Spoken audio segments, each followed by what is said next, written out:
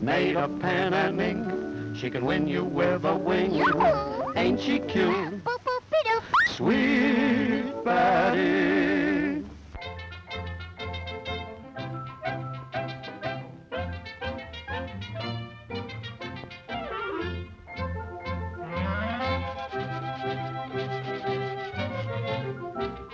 Magic mirror in my hand, who's the fairest in the land? You're the fairest in the land. You're the fairest in the land.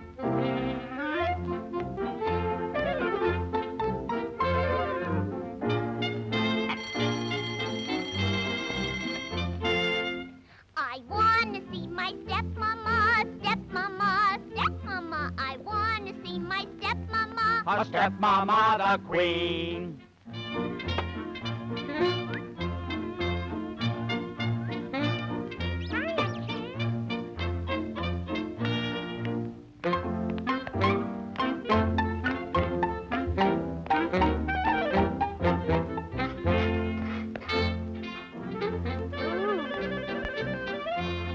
I've heard about your looking glass, looking glass, looking glass. I've heard about your looking glass. And what it says is so.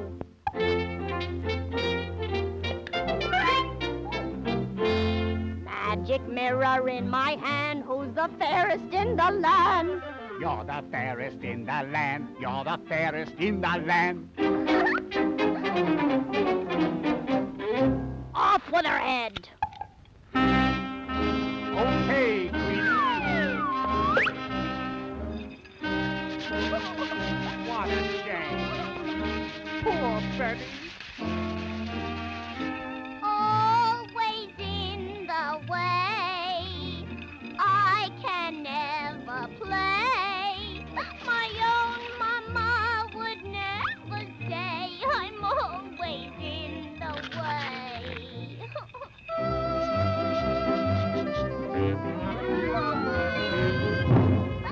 Don't leave me here alone. I don't want to freeze.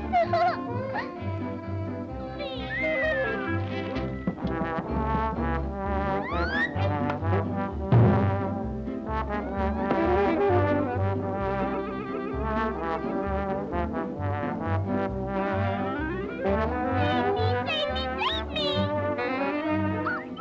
Thank you.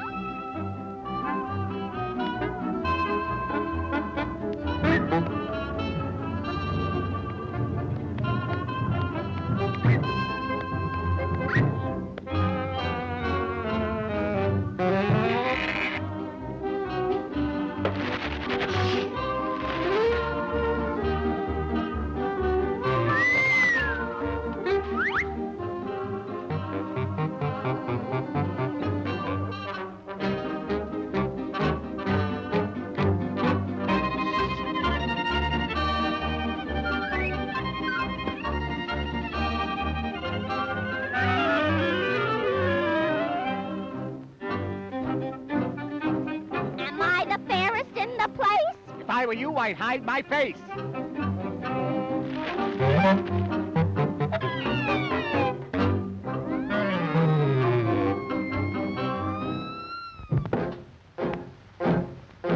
Folks, I'm going down to St. James Infirmary. See my baby there, she's stretched out on a long white table. She's so sweet, so cold, so fair. Let her go, oh bless her. Wherever she may be, she will search this wide world over, but she'll never find another sweet man like me. Now when I die, bury me in my straight leg breeches, put on a box back coat and a Stetson hat, put a $20 gold piece on my watch chain so you can let all the boys know I died standing pat. Then give me 6 crap-shooting pallbearers. Let a chorus girl sing me a song. Put a red go alone. Folks, now that you have heard my story, say, boy, hand me over another shot of that blues. If anyone should ask you, tell them I got those St. James Infirmary blues.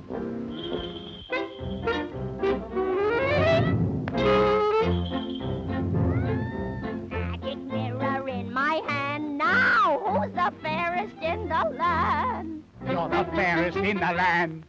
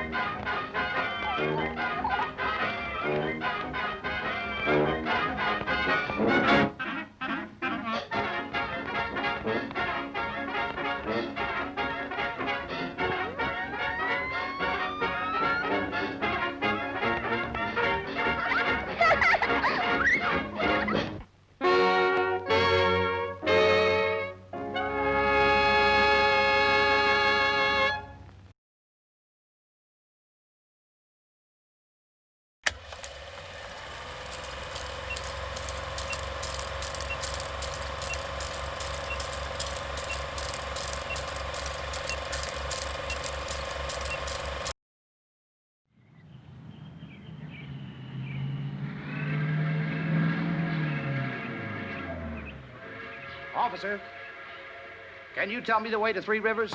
About 2 miles to the first main intersection, then turn left. It's about 60 miles. Thanks. What town is this? Suddenly. Suddenly what? No, that's the name. It's a funny name for a town. Uh-huh.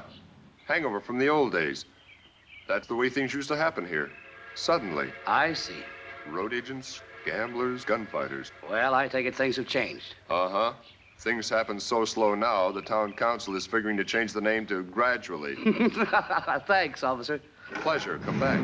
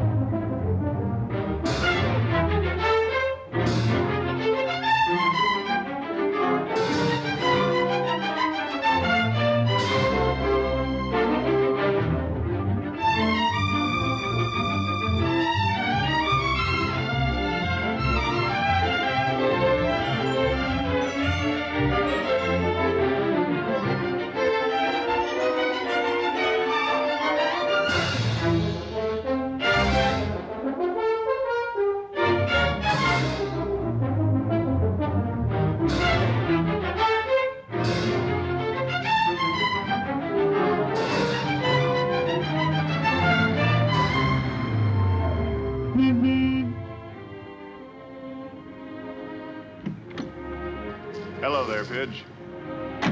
Hi, Todd. Where's your mother? We've been shopping. I gotta put this up in the car. Want to come? Yeah, sure.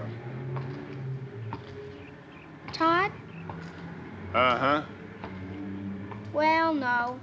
I guess not. She wouldn't let me. Who's she? Mom, of course. Well, then you better say Mom, Pidge. It's kind of not polite to say she like that, especially about your mother. Well, anyway, she wouldn't. You know, I bet I can guess what's on your mind. Bet you can. Well, now, let's see. You want an ice cream soda? Not a bad idea. But that's not it. You want to go to the movies? No, it's a war picture. Mom won't let me see war pictures. Boy, oh boy, this is tougher than I thought. I got it. You want that baseball bat? No, but you're awful warm. Is that it? Sure, that's it. Ain't it a beauty? But shucks, it's no use. Mom wouldn't let me have it. She doesn't like guns. I know. It's because of my father being killed in the war. Look, Pidge, if you had the gun, what would you do with it? Stick up a filling station? Stick up a filling station? Heck no. I'd be sheriff. And I catch all those road agents and cattle rustlers, just like you. But what about Mom? Well, I think we can talk her into it, what with you wanting to be a peace officer and all. We got lots of time. Mom's still in the market getting groceries. Let's go.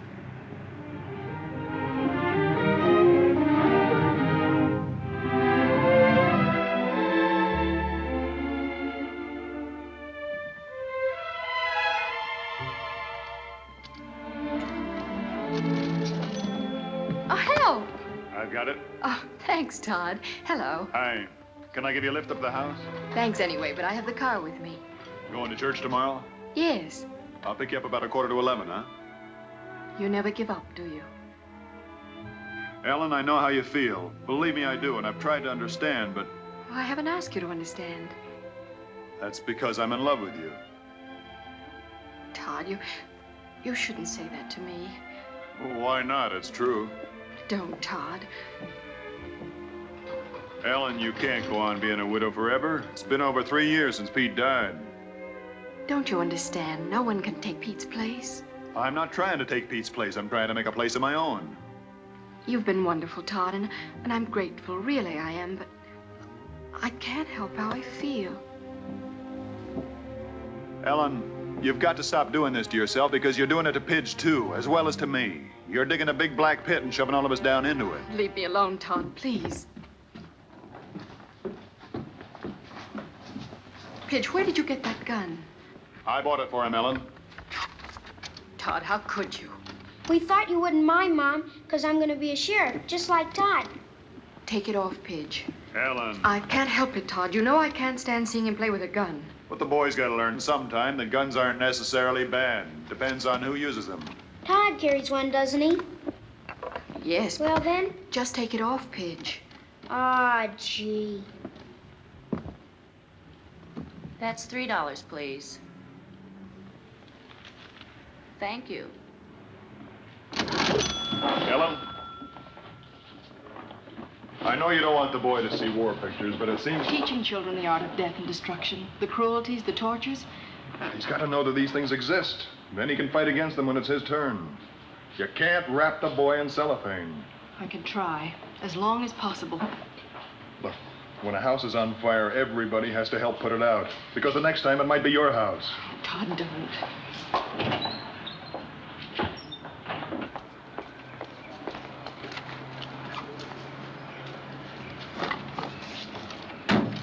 Church tomorrow, Ellen? No, Todd, I can't go with you. Well, I can't go on asking you and being turned down. In the meantime.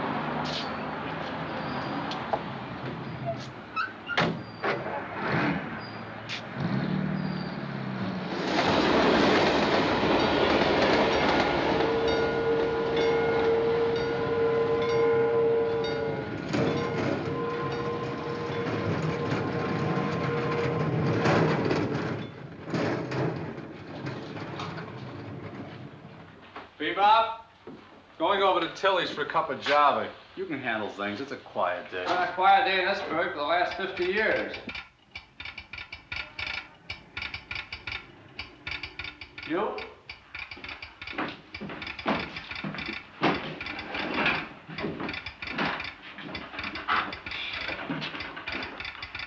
Good night, shirt.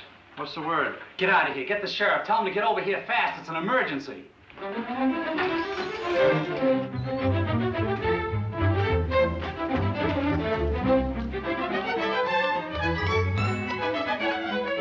Hey, take it easy, Pappy. 25-mile speed limit. Where's the sheriff? Try the office. Hey, what's the... Where's Todd? Catch your breath. It's emergency. Ed Hawkins just got to see him right away. What happened? I don't know. Something came over the wire. Ed wouldn't even show me. Yeah, that's funny. Well, there's Todd now. Ed Hawkins got to see him right away.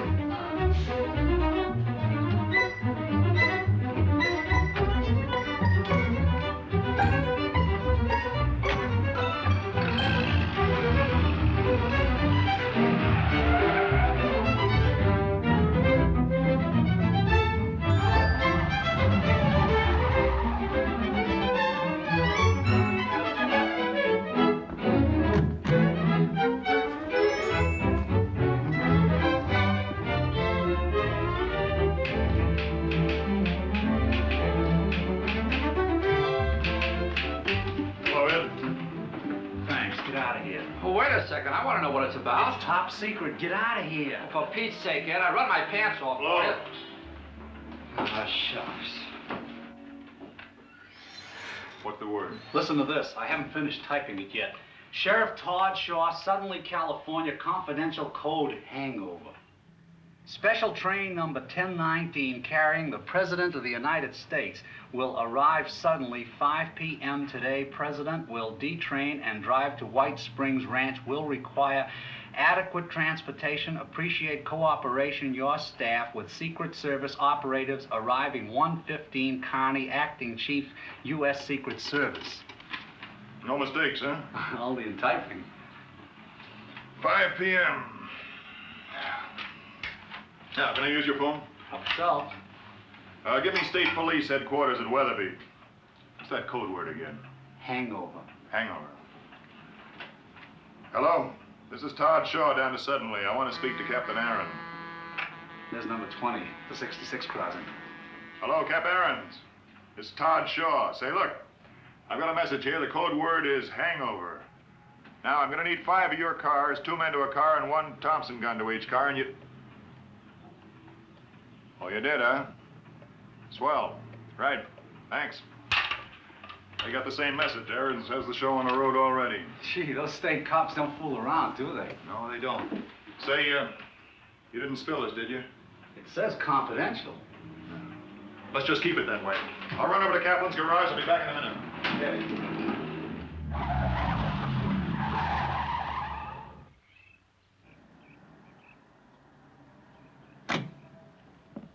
Hello, Sheriff. I'll be right with you. That's not soon enough, Is. So? I want the big black Cadillac at 4:30. The limousine? Yeah, park it at the station. Backed in. Somebody getting married? Like the sheriff? Don't be funny. This is police business. Don't tell anyone. I don't get it. You're not supposed to. 4:30, yeah? No slip-ups.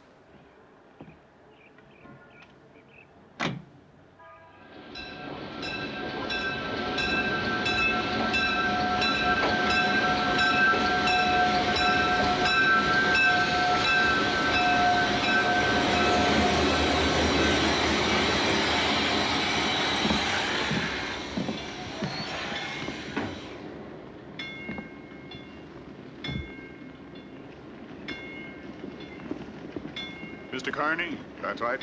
My name's Shaw. Get my message? What message? Hangover. May I see your credentials? Mrs. Wilson? Hi.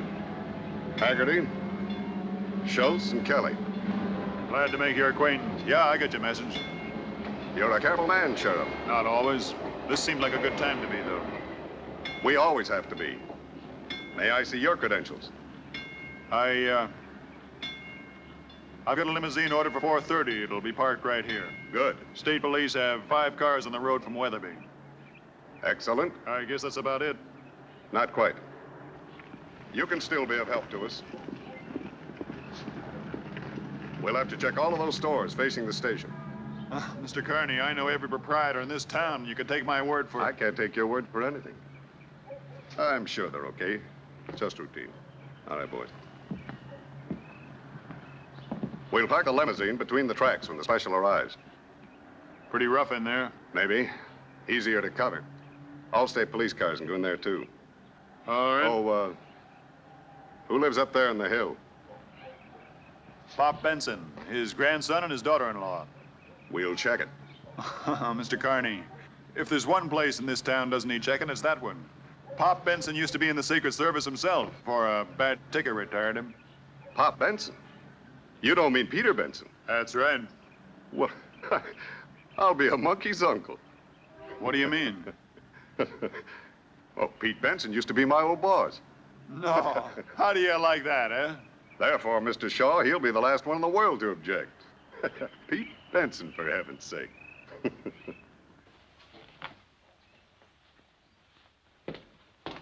Probably a rectifier. Probably a tube. Would you please call Judd and have him come up and fix that thing before you wreck it? Wreck it? Wreck it? Look, I'll have you understand I built a television transmitter in '38 before you even knew what television was. Yes, but did it work? I don't know. I never did get to finish the receiver. Well, this is a receiver, and I do wish you'd call Judd. I don't want to bother Joe. Besides, it's time and a half on Saturday. Well, that'd be cheaper than what it'll cost when you get through diddling with it. Oh, now, Ellen, stop taking it out on me just 'cause you and Todd had a fight. You haven't touched your cake. Don't want it. Pidge, darling, I made it especially for you. You made it 'cause you wouldn't let me wear my gun. Drink your milk, darling. Sissy. What? That's what the guys call me. Well, I don't care what they call you. I'm your mother, and I think I know what's best for you. Pidge. Pidge, you shouldn't walk out when I'm talking to you. I thought you were finished. Well, the boy's just disappointed, that's all, Ellen. Dad, please stop interfering. First, you cancel him out on the hike with Cub Scouts, and the next thing... Pidge, go to your room. I'll have this old set perking in a minute, son. You and me watch the ball game. Dad, I've had this for the last time. Ellen, you're a grown-up girl. You got a problem you haven't worked out. That's no reason why Pidge should have your problem. I've only done what I thought was right, Dad. I read about an experiment once. Kept germs away from a kid. Raised him pure and scientifically. First time he got out in the rough, he caught cold and died of pneumonia. What does that have to do with Pidge? The kid hadn't been exposed. He had no immunity. There's cruelty and hatred and tyranny in the world. You can't make believe they aren't there. And Pidge has got to learn what is the law and what isn't the law so he can defend it. Defend it? So he can become a soldier and go out and be murdered like his father was? My son was killed in the performance of his duty, Ellen. Duty.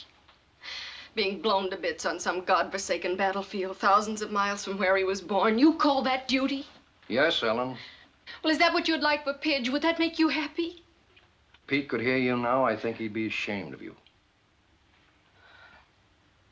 How can you say a terrible thing like that?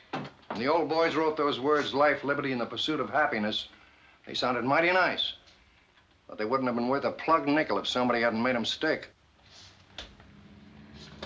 Grandpa! Grandpa! Grandpa! The window! Look out the window! Golly! What is it? Coming down the mountain from Weatherby. A whole raft of state troopers. See 'em?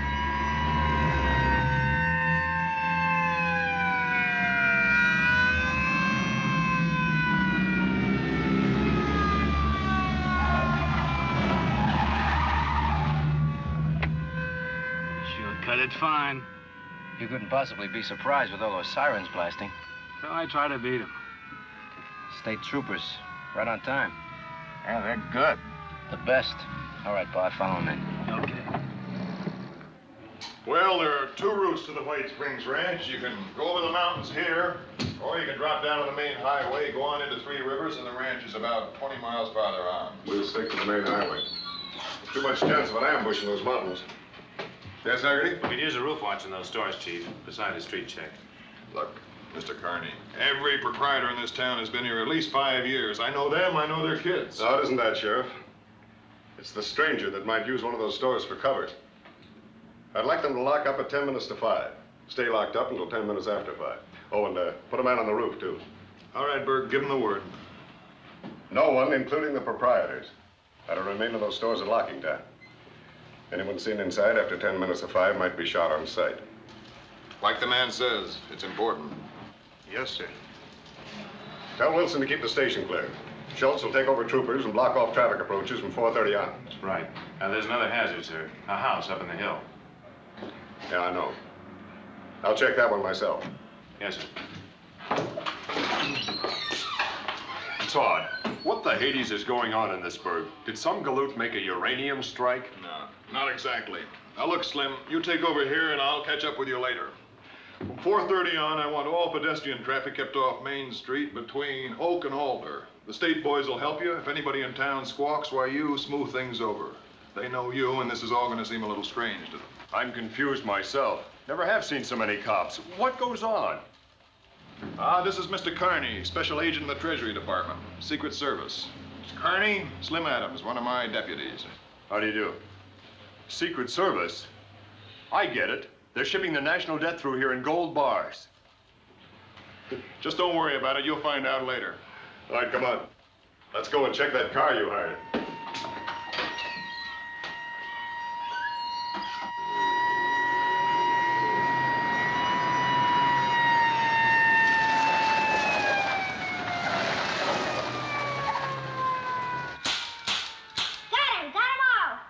Buffalo Bill, you better put that gun away before your mom sees it.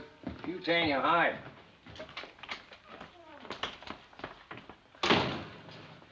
Dad, I do wish you'd call Judd and let him come up and fix that.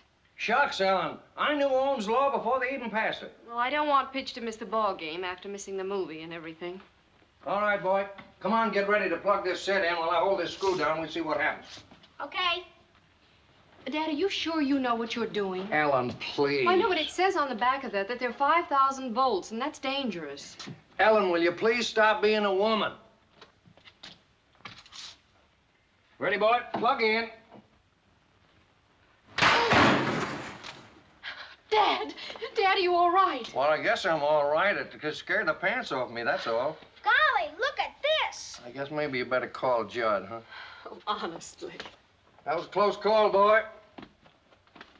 How much is 5,000 volts? Enough. To kill you? Well, it'll probably pick you up and toss you across the room. That is, unless you were standing in a puddle of water, and then you'd be grounded. And if you were grounded, it'd kill you deader than a doornail. Will it hurt? Like blazes. You stay away from that set now, and stay away from those wall plugs. Don't monkey with electricity unless you know what you're doing. Why did you, Grandpa? You got me there, boy. I'll get it. Judd says he'll be up in a little while. I'm sorry. Honestly. Yes, Mrs. Benson, that's right. is your husband at home? My husband? No, I'm a widow. What I should have asked was, are you the owner of this house? Well, no, I'm not. It belongs to my father-in-law. What is it you want? I'm John Barron, Special Agent, Federal Bureau of Investigation. These are my men. Do you suppose I could have a few words with Mr. Benson? Well, just a moment. Won't you come in? Dad? Oh, how are you, gents? John Barron, Special Agent. For heaven's sake, FBI. May we come in? Why, sure. Come right in. Come right in. Make yourself at home. Thanks. Not at all. I get quite a kick out of this. Used to be with the Treasury Department myself. Really? Back in the old days. Collective Internal Revenue, eh? Tax collector? Not on your life. Secret Service. You don't say. Grandpa was President Coolidge's bodyguard. You don't say. Yep. Back in 1928. Youngest retirement in the service. Kind of a heart. Not heart trouble, you understand. An accident on one of Cal's fishing trips. A hunter. Got the slug right here. Say, that's a nasty one. How come you're still alive? I don't know. Lodged in my heart. They took it out. Had to take it easy, so they retired me. You're lucky. Luckier still if it hadn't hit me. I'm going to be in the Secret Service someday. Thought you was going to be a sheriff like Todd. Squirts like you are supposed to grow up and be president. Name's Pidge, Mr. Barron. Glad to meet you, Pidge. I ain't a squirt. Mr. Barron, what did you want to see us about? Is something wrong? Nothing wrong yet, Mrs. Benson, but there might be. We're just checking. On us? On the house. Do you mind if we have a look around? Help yourself, but what I want to know... We're going to have a look around with or without your permission, Mr. Benson. It's an emergency. Check it.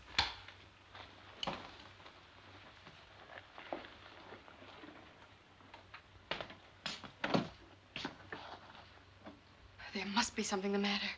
Anyone else live here besides you three? No.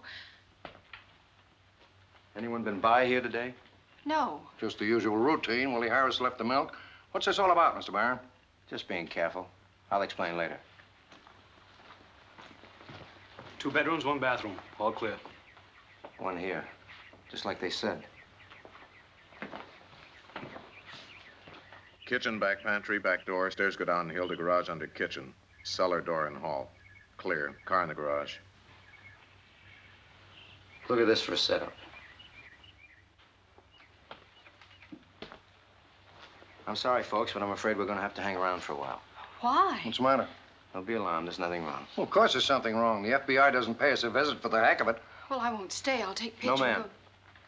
Nobody leaves the house until we do. Why not? What's happened? Look, just go about your business like it was any other Saturday afternoon. Read your papers, and look at your TV. Anything you want. But nobody leaves the house. Something fishy about all this. It's official business. What sort of official Mr. business? Benson, as a former agent of the Secret Service, you should understand. Either I'm getting old and stupid, or else I'm... At 5 p.m. this afternoon, the President of the United States arrives in town on a special. What? Golly! The President? Well, that's different. You mean to say the President's going to get off the train here? That's right. Golly, Gramps, you gotta go down and see it. We just gotta. The president? Why, that's the greatest thing ever happened to this town. Can we go down and see it, Gramps? Can we? Sorry, kid. No. Benny, bring in the gear. Put the car out back. Bart, you see the back door is locked tight, and check the cellar to be sure. I still don't understand. Mr. Benson, it should be obvious to you that if anybody wanted to kill the president, he could do a beautiful job of it right from this window of yours. With the love of Mike, that may be true, but you don't think that Ellie and me... Of course not. But we have to remain here to protect you and the president from somebody else who might. Oh.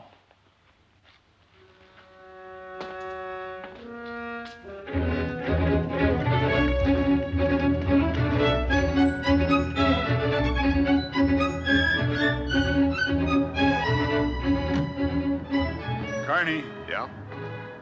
Is this all routine? Seems to me to be kind of overboard. I mean, all this checking and everything, as though you expected this town to... Sheriff, have you noticed any strangers in town during the past week?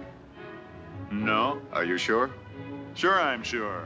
I know everybody in this burg. The only strangers we get are tourists. You know, we get them all the time, stopping for gas, a bite to eat, that's all. We want to know from either you or your deputies the minute any stranger doesn't keep going through. Then this isn't routine. No, it isn't. Can you tell me? The Los Angeles police picked up a small-time stool pigeon night before last. Shot through the lungs and left for dead. Smiley Bitters.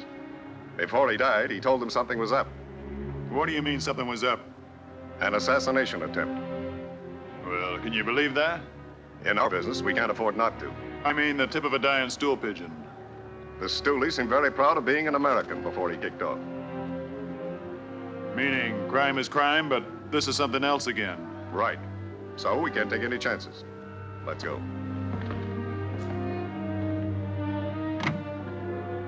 Can we see the president, Grandpa? Can we, Mom? No, Pidge, we have to stay here. You can watch him from here. But I want to get up close. Well, use your telescope, boy. Bring him right up the eye. Sorry, Pidge. No dice. Back door locked. How about the phone in the kitchen? Want me to yank it? No, we don't change the pattern at all. Give Benny a hand.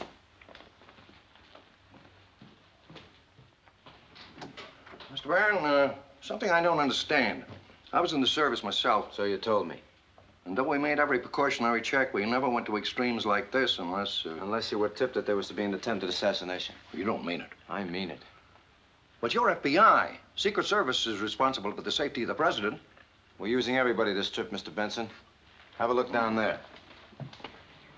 State troopers, your local law enforcement agencies, and us. You don't know if old Dan Carney is down there, do you? He and I worked together in the old days. He's chief of the presidential staff now. That's confidential information. This is a terrible thing. Not your worry, Mr. Benson. Well, of course it's my worry. I'm an American, ain't I? It's everybody's worry. Car. Somebody's driving up to the house. Who is it?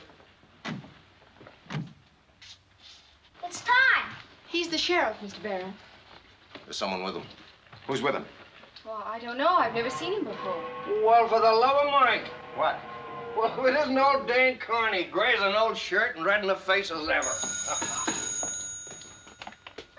Hi, Pop. Got an old friend of yours here. Dan, you dirty old Irishman, Dan Carney. Oh, Pop, how are you? It's glad to see you. Hey, why aren't you dead? Oh, old buzzers like me live forever. Hey, old Hawkeye, you're getting bald. Well, just what do you expect after 25 years? Come on in. Sure. Come on in. Make yourself at home. This is my daughter-in-law. How do you do? This is my grandson, Pidge. Hiya, Pidge. Pidge, this is Mr. Carney, Secret Service. He guards the president. Like Mr. Barron? Who? Barron. Oh, you didn't know. You boys got here ahead of it.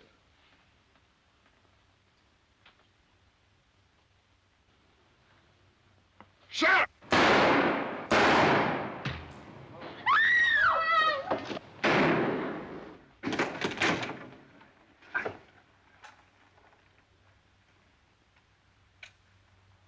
One sound from the kid, Pop, and he's dead.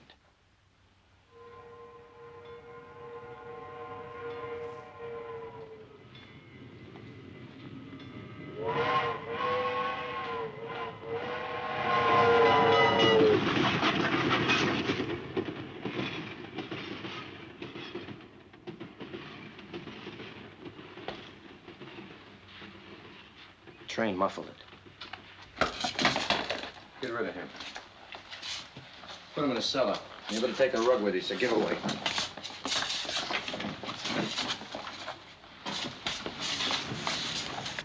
You get the message, brave boy? Mom! Mom! Pidge, now you gotta be still. No noise. You stink! Pidge, shut up. Guts. He's only 8. Lots of guts. Mom. No trouble with you. You're all busted up.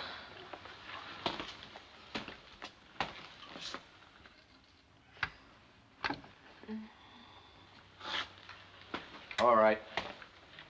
Take care of her. You got it now. Let's be practical. I don't want any more shooting around here. I want it nice and quiet and cozy. I'll get her up and bring her around and explain to her that one phony and she's got a kid with his throat cut. Doesn't make much noise that way. The same goes for you, too. Anybody steps out of line, the boy. That's simple enough. Ellen, listen to me. Ellen, pay attention. Now listen to me and don't look like that. Everybody is all right. You've got to get a hold of yourself. No matter what happens, you've got to hang on. If you scream or make one false move, he'll murder the boy. You understand? He'll murder Pidge.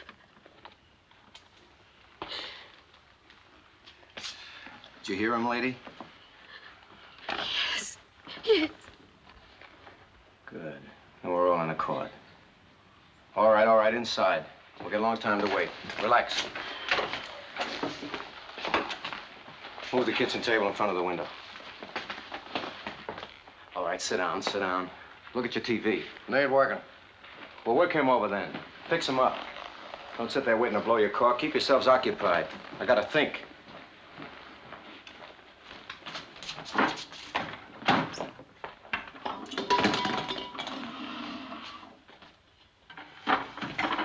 Todd, are you badly hurt? Bullet hit the bone, broke it, I guess. He's bled a lot. We need a doctor. Look at his face. Tell her, Pop. You're the doctor, Ellen. We can't have no doctor. We can't set a broken arm. Tough. Can you? Me? Straighten this fracture. You couldn't take it. You straighten it. Hold on, brave boy.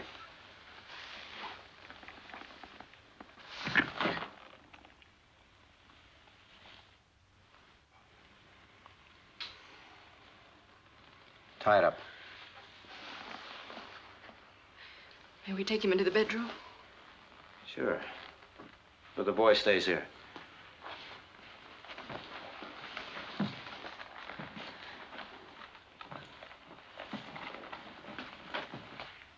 And leave the door open.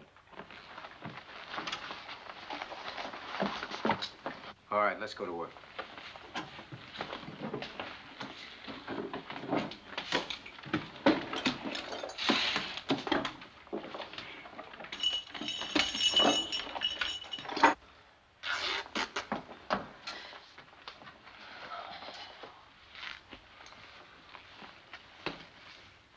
Pop, we got to do something. Yeah, I know, but what? What? They've got Pidge. No, none of us count. Not even Pidge. We haven't got a chance. As long as we're alive, we got a chance. We got to find a flaw in his plan. We'll think of something. Pop, haven't you got a gun? Gun? Yeah, right into the drawer. My gun.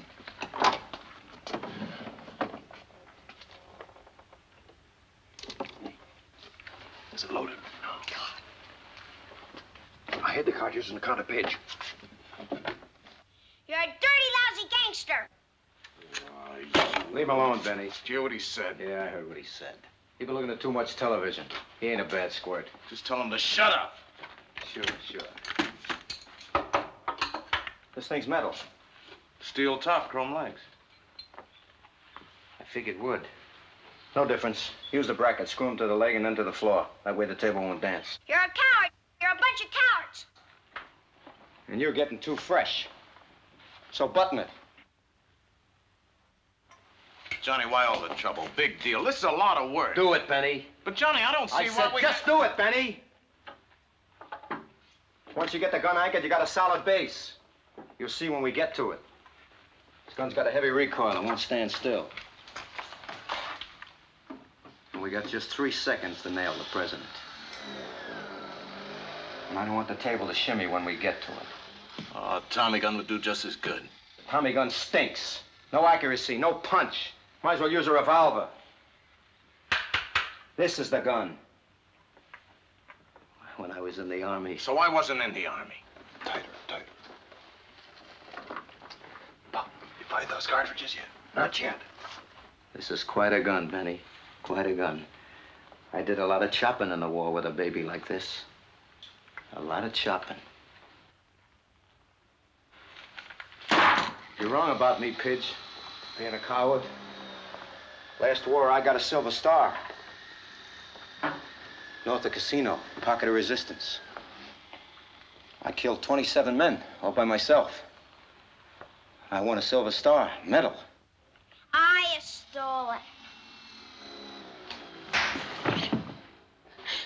They're hurting Pidge. All right, take it easy, take it easy. Get up in this Johnny, take it Stay easy. there. Johnny, relax. For the love of Mike, what's a Silver Star? I won it. Okay, Johnny. Okay, you won it.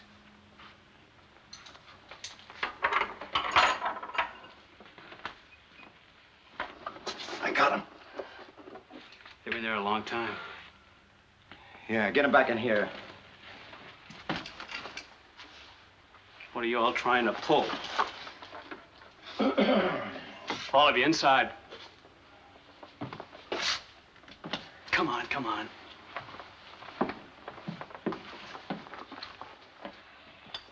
Feeling better? Yeah. You're lucky. He didn't mean to wing you. He meant to blow your brains out. He's a bad shot. Yeah, but I'm not. So maybe you better sit down and stay there. That way it'll be safer for everybody. You got that duty look in your eye. I've seen it up on the line. The line? You up on the line? Some other time. Down.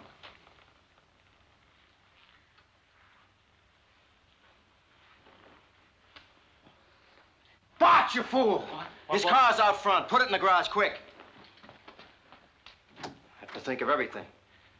Oh, great. Just great. Might as well advertise. That was a close one.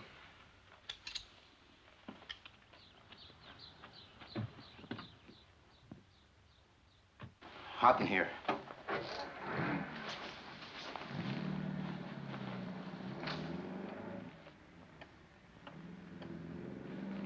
See what time it is? All right, suppose you tell me what happens in this house on a Saturday afternoon between 4 and 5. Pattern. Smart guy. Sure, and we don't break that pattern. We're here for a reason, and if we break it, we might blow the deal, you know? Mario slings the paper over the fence around 4:30 or so. Delivery boy. Does he come in? Anyone else? Cy Hamill went up the mountain hunting jackrabbits. He'll be by on his way back. Will he stop? Not unless he's got something to brag about. Anybody else? Nobody. Anybody know that you and the other guy were coming up here? That's an interesting question. What's the interesting answer? You guess. Tell him, Todd. Sheriff, if you think I have any qualms about killing this kid, you couldn't be more wrong. The thing about killing him or you or her or him is that I wouldn't be getting paid for it. And I don't like giving anything away for free. Neither do I. Including information. Your guts are showing all over the place, brave boy. No, not me. I'm scared. You see, the way I figure it, Baron, I'm a dead man anyway. So's the boy, so's Ellen, so's Pop. It's just a question of an hour later. And if it gives the president a bit of an edge, why, then we get it now. They won't hurt us. They won't hurt Pidge. He said so. Because it's convenient, Ellen. You think these crumbs would kill the president and then take off, leaving us behind to identify them? You said you wouldn't hurt Pidge. Sure, and I meant it. Don't listen to this guy. He's just being brave with your kid's life. I know guys like that in the Army. We're just doing a job, that's all. Identifying us is not involved. By 7 o'clock tonight, we'll be out of the country and you'll never see us again. Tell him, Todd. Tell him. Never mind, lady. We'll just assume that they knew he was coming up here. So that if somebody else comes up to check on him, you can tell him the sheriff and his friend were here, but they had to go someplace else. That's all. I have to go to the bathroom. Go with him, Bart. I don't need any help. Come on, come on. Okay, table screwed down. All right, get the tripod up there, drill a hole in each leg, bolt the tripod to the table, put it center in front of the window. I thought I told you to sit down. Just stretching my legs. You're a very careful man. That's right. Planned on everything, huh? Sheriff, the first man they shoot to the moon in a rocket will take pains, too. Of course, that's never been done before. Neither has this. Doesn't that worry you? Haven't got time to worry. I just make my plans and carry them out. That's what John Wilkes Booth thought, too. Booth? Ha! I'm no actor. Busting my leg on a stage so I can yell down with the tyrants. If Booth wasn't such a ham, he might have made it. He got pretty far at that, though. The guy who killed Garfield didn't make it either. Him? He didn't plan anything. Just took a lucky shot, strictly left-handed, just like McKinley. And Zangara got the cheer for his try at Roosevelt. He had to try it in a crowd. I hate crowds. So nobody ever made it. Up till here. I'm just a guy making a living. And I think you're stretched long enough, as you were.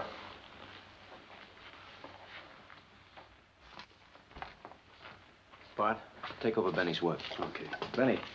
Yeah, Johnny. Go downtown, see what's going on down there, especially the station plan. Leave the car here. Why me? Because Wheeler can fly a plane, and you can't. Oh, but me, I'm expendable, huh? No, I just don't want anything to happen to Wheeler. Well, why can't I take the car? Because if they nail you, Benny, we need the car to get to the plane. Johnny, that place is crawling You're with getting cops. paid, ain't you? Yeah? You can't say you ain't getting enough. I'll be back. Johnny. Look, nice and steady, just like you wanted it.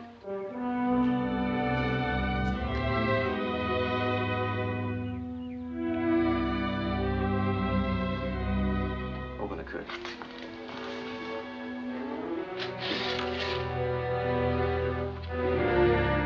Trap.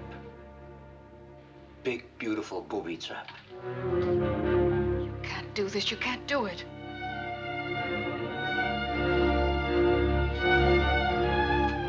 You're wrong, lady.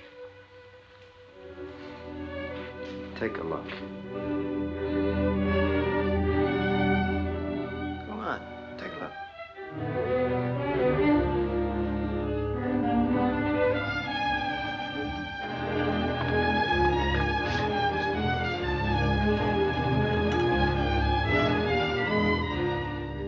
I can do it, and I'm going to do it.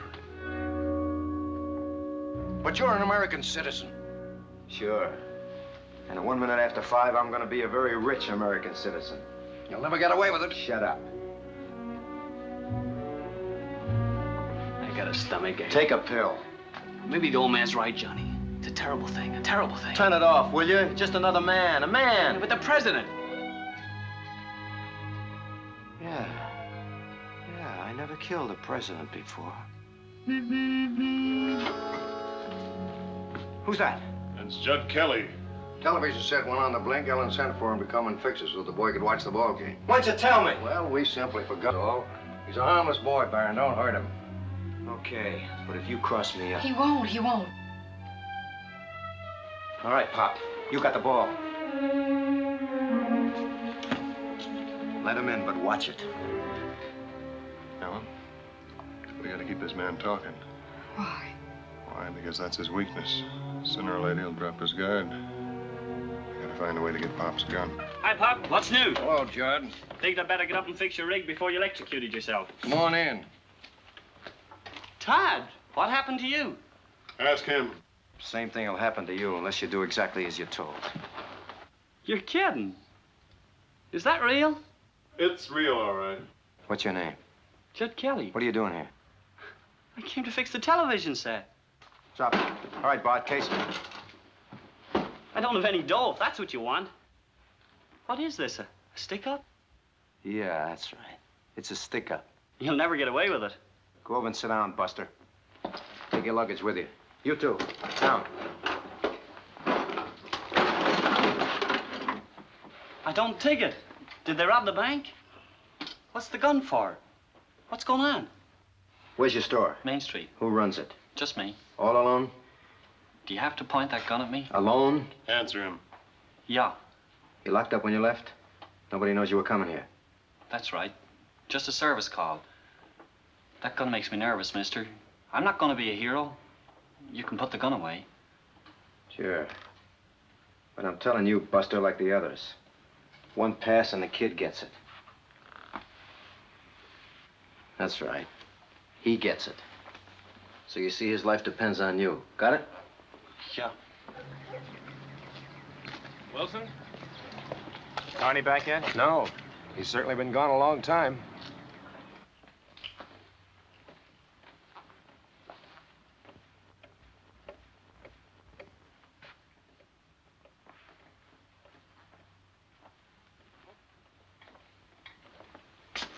Maybe we ought to load the gun now to be sure, huh?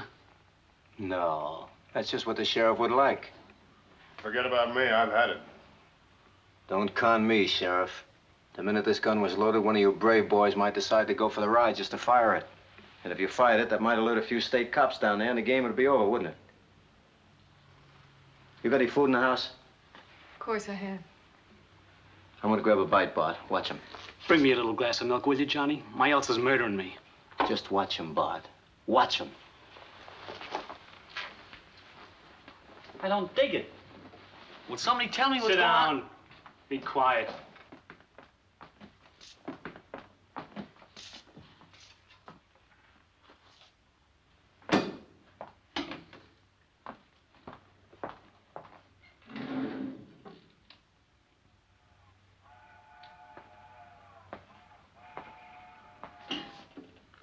Haven't you any feelings at all? No, I haven't, lady. They were taken out of me by experts. Feelings a trap. Show me a guy with feelings and I'll show you a sucker. It's a weakness. Makes you think of something beside yourself. If I had any feelings left in me at all, it'd be for me. Just me. Don't you ever think of your mother, your father?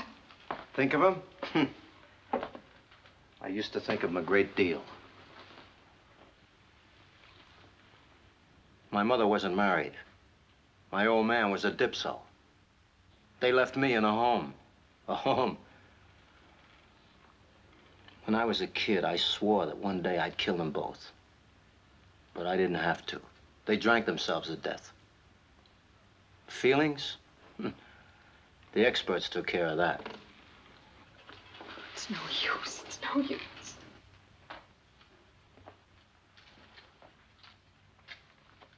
You stink! Johnny! Pidge, come back here! The kid. Hold it. Pidge! Pidge! Get him. Stick him up or I'll blast you.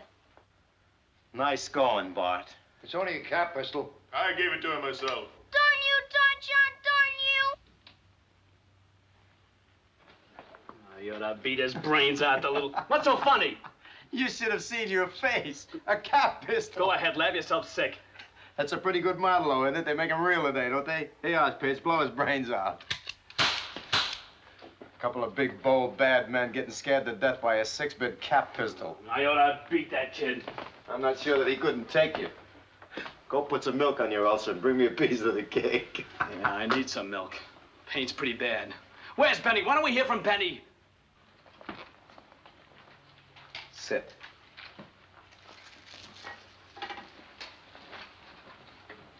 If this isn't a stick-up, what is it? Did you come up here to fix a television set, Junior? Yeah. Well, then fix the television set. Todd, what's going on? They're planning to assassinate the president, Judd. Which president? The president of the United States. He arrives here this afternoon. You're kidding. No.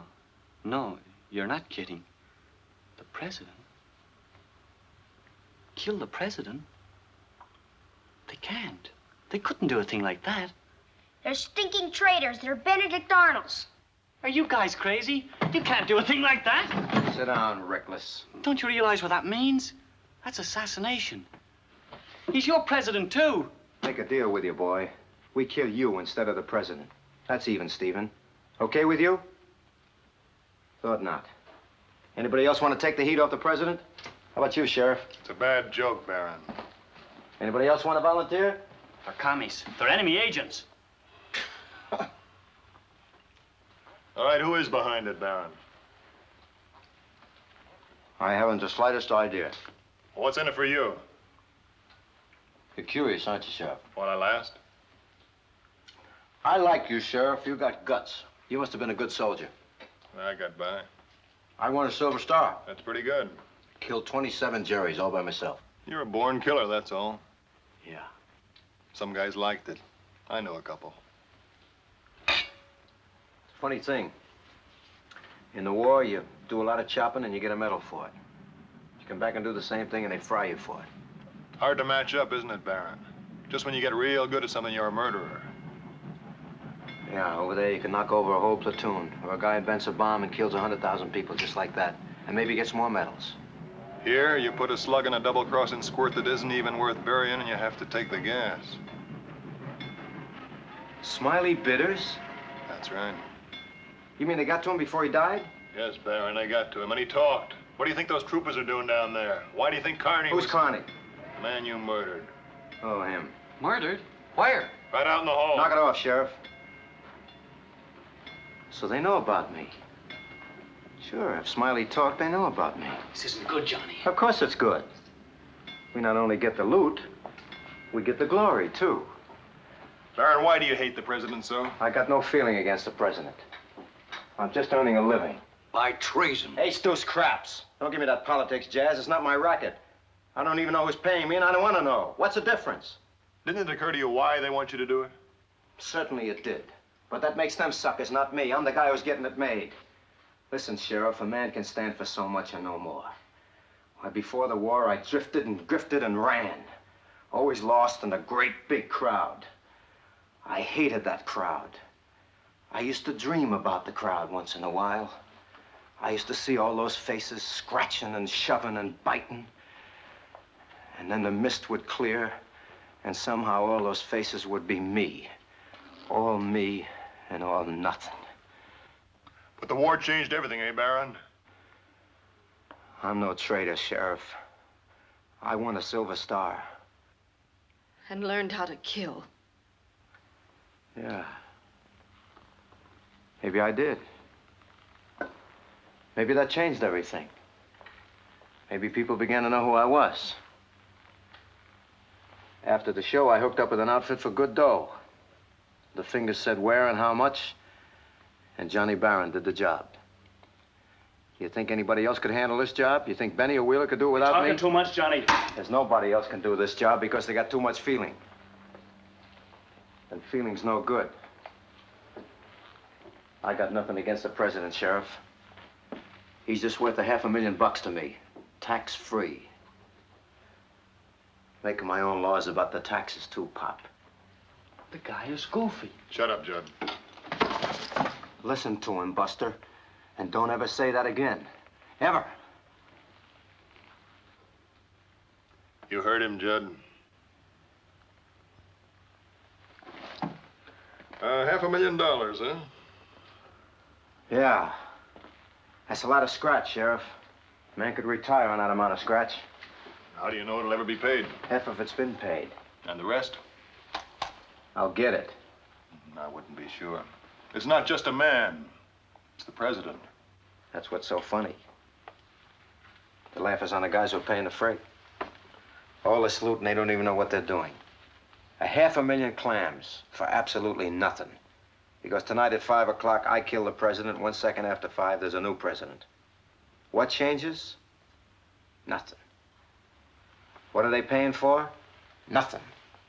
Otherwise, I wouldn't have taken the job, Sheriff. You'd have taken it. You think so? Yeah. Why?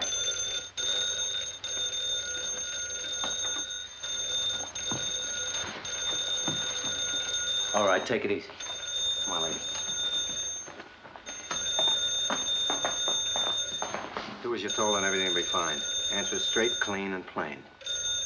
Answer it. Hello? Miss Benson, let me speak to the chief. Benny? Yeah. Train's on time. The car will be waiting in front of the station like you figured, facing you. Fine. Get back as soon as you can and don't be followed. Check.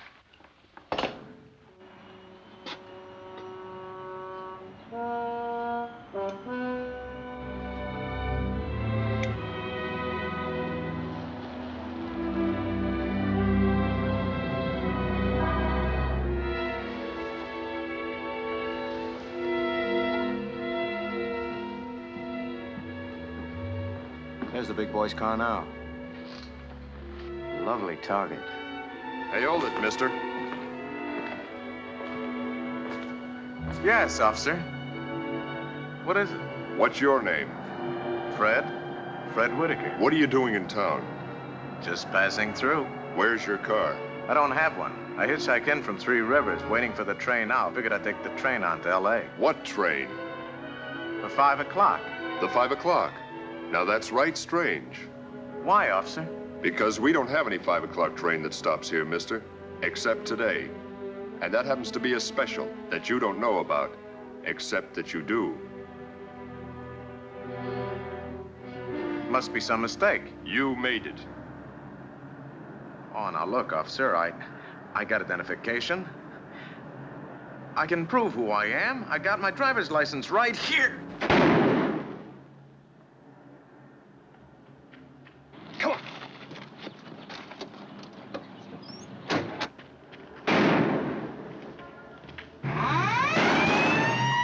Gunfire.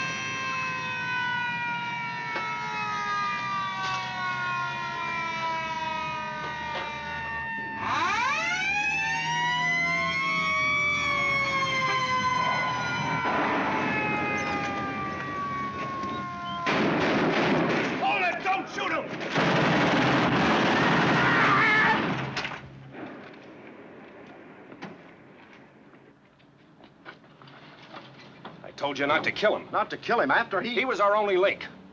Come on.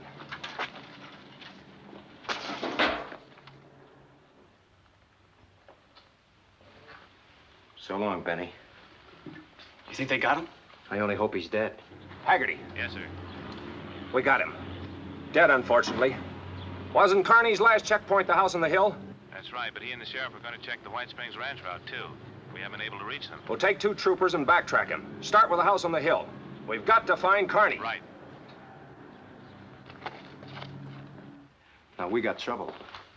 Everybody except Mrs. Benson down the cellar. What are you gonna do? Nothing, I hope. Move. Anybody gets brave, kill them all. You can only hang once.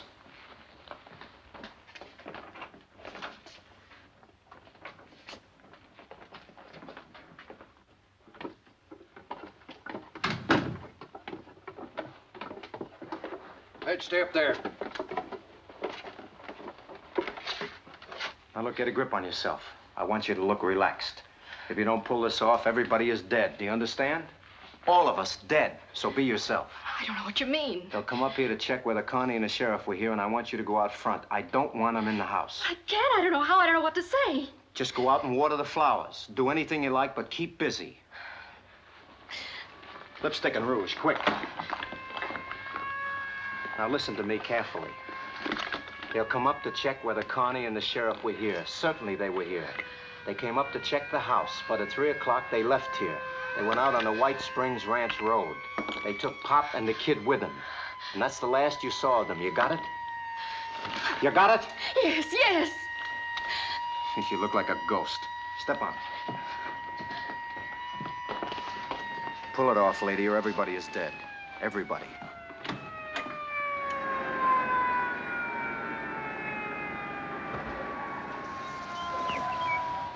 He's getting rattled, Pop. How do you mean? He didn't expect Benny to get shot. Got anything in mind?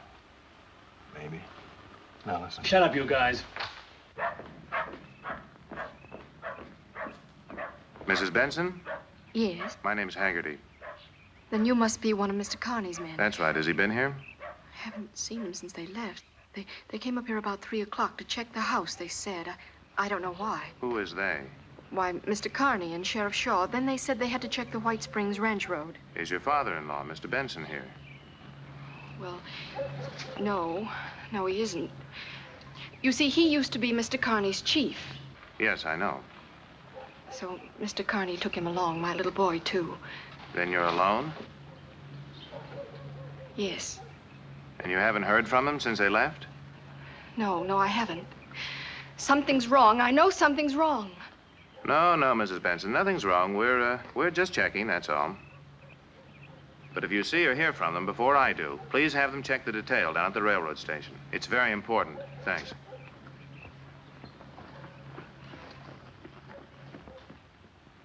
All right, lady. Inside.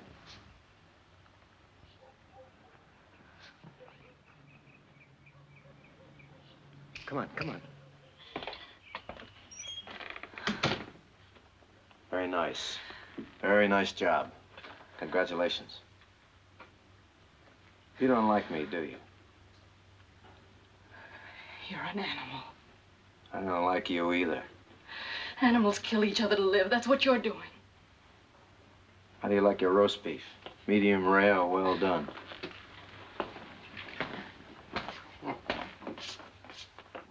All right, Bart, run them in. It's clear.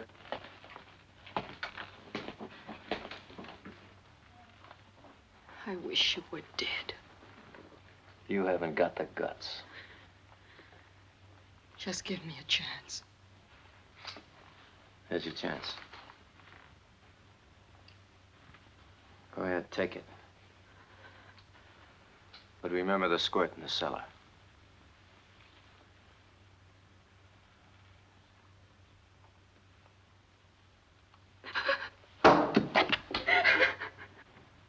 That's right. Think of the president first. Let's not think of ourselves. I didn't give you a whole chance, but you didn't even take a half a chance.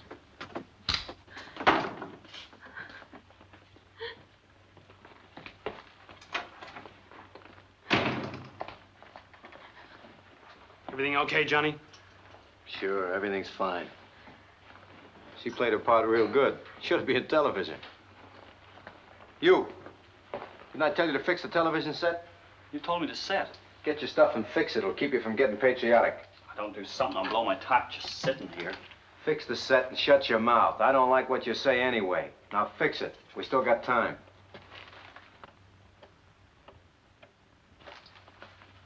They're all yours.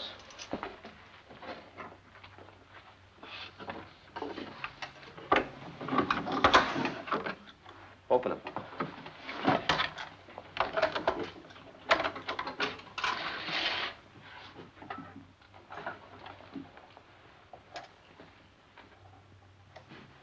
About 200 yards.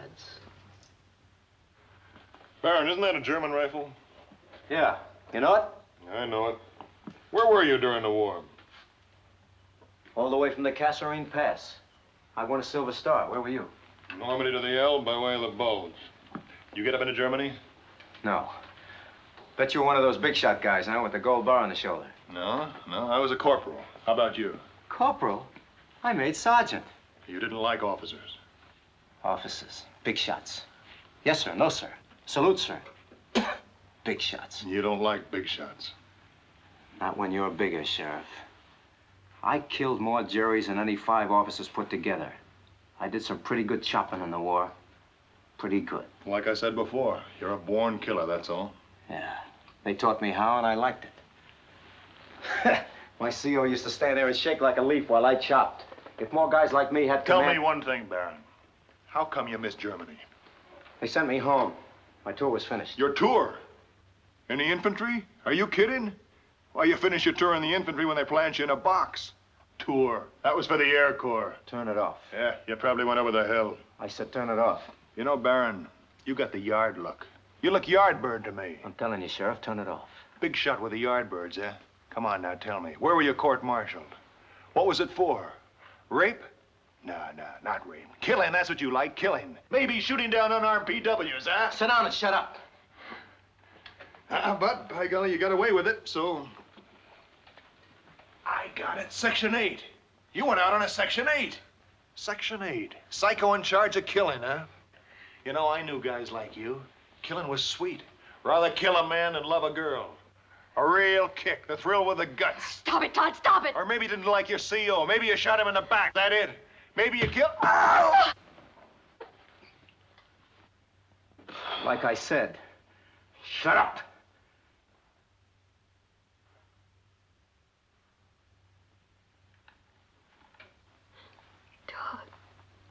Todd, darling, it's hopeless. Oh, it's not 5 o'clock yet. Gonna keep your chop shut? Yeah. Hurts, huh? It hurts. Well, I can keep kicking as long as you keep shooting your face off. I know. Pop, you were right. You blew the power tube. I have one here. I'll have her perking in a second. You know, I was thinking, Judd, if you were to clamp the main plate lead to a good ground like that table there, we'd get a better picture. A lot of lines in it now. Clamp the main plate lead to the table. Cut the static lines. Expert. First he wrecks the set, and then he tells the kid how to fix it. Main plate lead?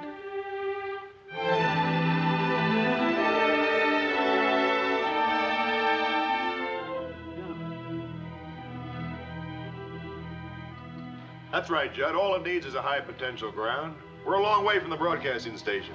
What are you guys yapping about? Technical talk, mister. I'm no radio man. Battleship New York, World War I. France beat the Germans single-handed. Not exactly, son, but I was there at Scapa Flow when the German fleet surrendered. All right. Stop the bulling. And fix that set, will you?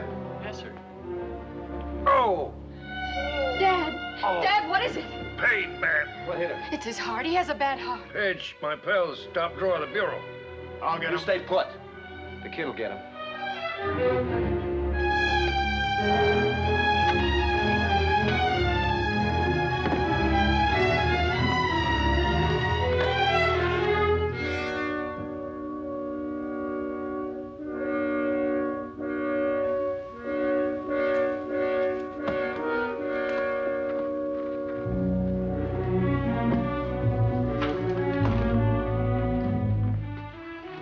Pidge, put down that gun and get some water for your grandfather. But, Mom, listen. You heard me, Pidge. Oh, gee.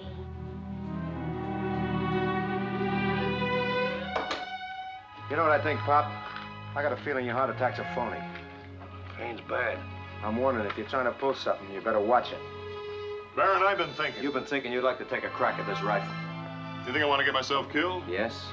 Frankly, Sheriff, I don't think you'd mind getting yourself killed.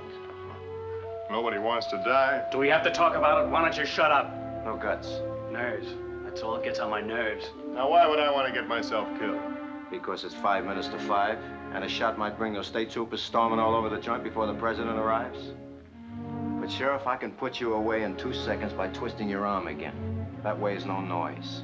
So don't go winning any post-mortem medals. I wouldn't enjoy winning a post-mortem medal any more than you're going to enjoy that post-mortem money. What'd you say? What'd he say? I said nobody ever made it. And you won't either. You don't think so? So you got a plane. You'll never reach it ahead of the police. And if you do, you'll never make it to the border. You ever hear of the jet fighter? You know how many airstrips there are between here and the border? You know a fella could get an education just listening to this guy? Well, maybe he's right, Johnny. Look, you said half the money had already been paid. A smart guy would hit the road right now, fly out of here, skip the president, spend the money in South America, alive. He's right, Johnny. Why take the risk? We can lamb now, we can make it. We don't have to fool with this thing. It's too big, Johnny. There's something wrong with it. Chicken. Chicken? All right, they'll call it chicken. Who wants to be rich and dead? They'll get us. They never missed yet, Johnny. The guy's right. You've got the loot. Let's take off and get out of here for good. Once we're across the border... Ace those craps. So Benny wasn't chicken. They didn't waste any time on him. I tell you, we haven't got a chance. Turn it off, Bart. You're embarrassing me in front of the sheriff. But, Johnny, even if we swing it, he's the president. They'll never give up. And you don't figure that the guys who are paying off are just going to let you fly away, do you? They'll be after you just like the Secret Service. I thought of that too, Sheriff. It might be an internationally embarrassing situation if the feds happen to catch up with us first. So, Bart, you just got to realize that everybody's going to be on your tail from 5 o'clock until the day you die. There's a hole in your argument, Sheriff. Well, what is it? We're already wanted for murder, so you can only take the gas once. They'll get us, Johnny. They won't get us, Bart. not us. You sure, Johnny? You leave it to me. You're sick, man. You're sick. I don't like that. Don't play God just because you've got a gun. But you see, Sheriff, that's the way it is. When you've got a gun, you are a sort of God. If you had the gun, I'd be the chump and you'd be the God. The gun gives you the power of life and death. It's a funny sort of feeling to have control of life and death. You must have had it during the war. You could miss a man if you had a mind to, or you could kill him dead in his tracks. And that made you kind of God. And I liked it. Without the gun, I'm nothing. And I never had anything before I got one. First time I got one on my hands and killed a man, I got some self-respect. I was somebody. Like this kid over here. If that cap pistol was a real gun and I didn't have a gun, he'd be a kind of a god, too. And if I wanted my life, I'd worship the ground he walks on. And I'd pay him the $500,000 for my life. Because life is all I have. But the squirt doesn't have the gun. I have. And I can loose the lightning.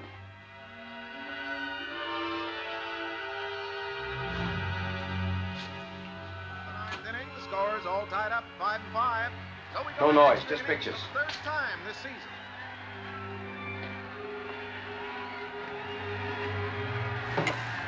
Hogan has quite a ball club out there. Butterface. Keep going like this, they're going to have that pennant 2 years in a row. Now we pause briefly for station identification. You're wrong about God and the gun, Sheriff. Without the gun, you would never have spit at me. You would never have even noticed me. But because of the gun, you'll remember me as long as you live.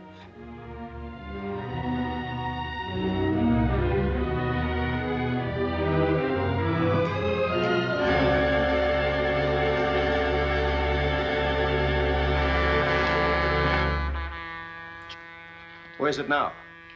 Blowing for the 66 crossing, outside town. All right. Nobody moves. This is it. You, over there. Johnny, let me see once. We're gonna do it, Bart. This is my meat. We're gonna do it. Just to see.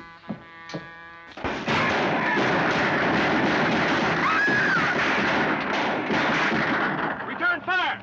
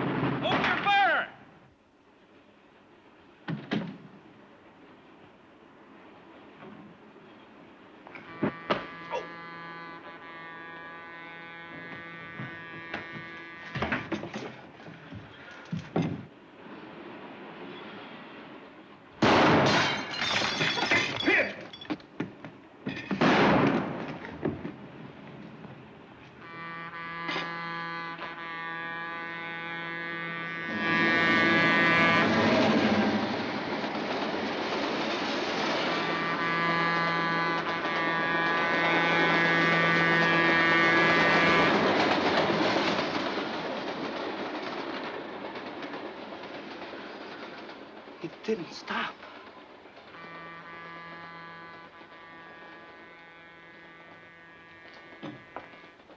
It didn't stop. It didn't stop!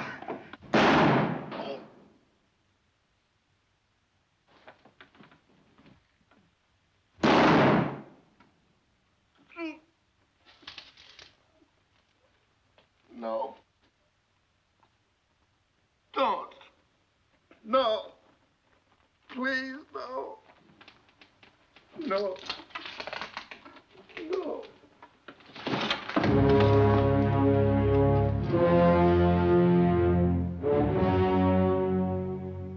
Are you sure you're going to be all right, Mr. Benson? Oh, don't worry about me, Mr. Wilson. I'll be all right. I don't need any nursemaid. We're certainly grateful to you. How come the train went right through the station? We simply canceled the stopover. We couldn't take a chance on the president's safety once it was proven the assassins were in town. The president went on to Los Angeles. Mr. Fishing, huh? I'm afraid so. Someday those guys are going to start taking you for amateurs, huh, Mr. Wilson? I hope not. Well, thanks again, Mr. Benson. I know. You too, young man. Well, that's all right. Someday I'm going to be a bodyguard just like you. Nonsense, boy. You're going to grow up to be president, and presidents have bodyguards. And grandpops? And grandpops, especially grandpops.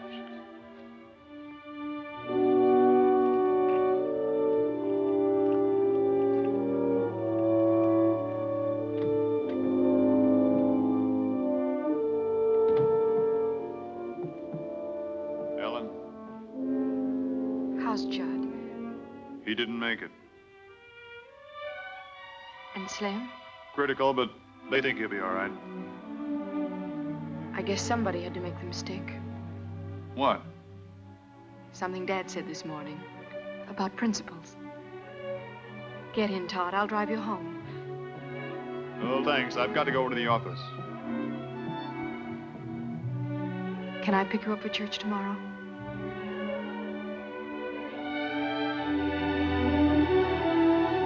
Yeah, that'd be swell.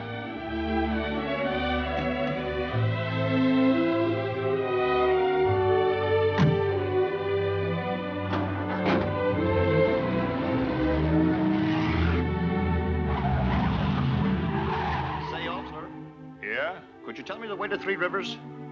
You go down to the first intersection, you turn left, it's about 60 miles. Thanks. What's this town? Suddenly. Suddenly what? Now, that's the name. That's a funny name for a town. Oh, I don't know. I don't know about that.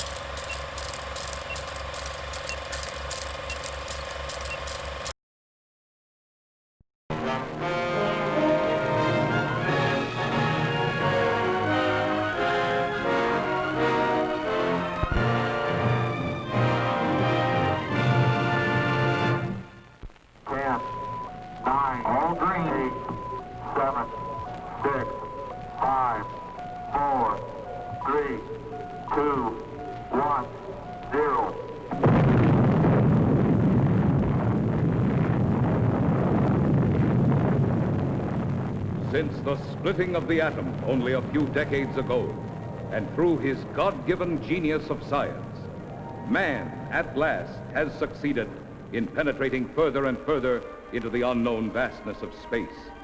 The moon has become the launching base for advanced exploration. From this pivotal point, astronauts, at the risk of their lives, set out to conquer nature's mysterious forces. Yet many questions remained unanswered. What is his Earth in relation to the inconceivable number of other worlds? Is his speed truly the fastest, his achievements the greatest? Or is he a mere unimportant piece of driftwood floating in the vast ocean of the universe? Could there be life similar to our own on other planets? Is it not possible that atmospheric conditions of relative environments control their shapes and forms? If so, would they be giants, or could perhaps the opposite be true? Could their intellect have reached a scientific level far above man's dreams? What then will the future reveal if this story you are about to witness is only the beginning?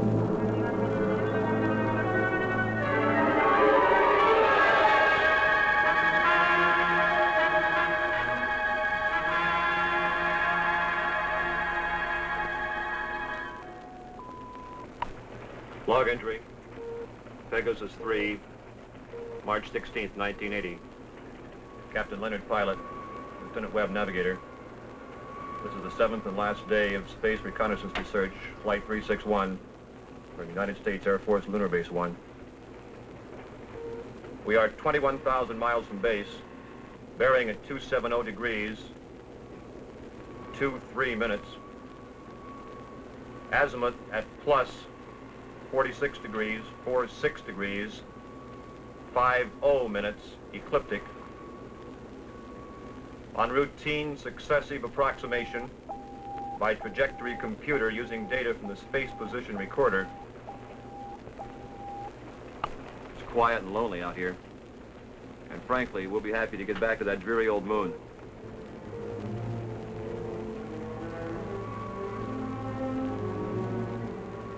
We're almost a degree off trajectory, Captain. Equipment check's okay. Must be an outside acceleration force.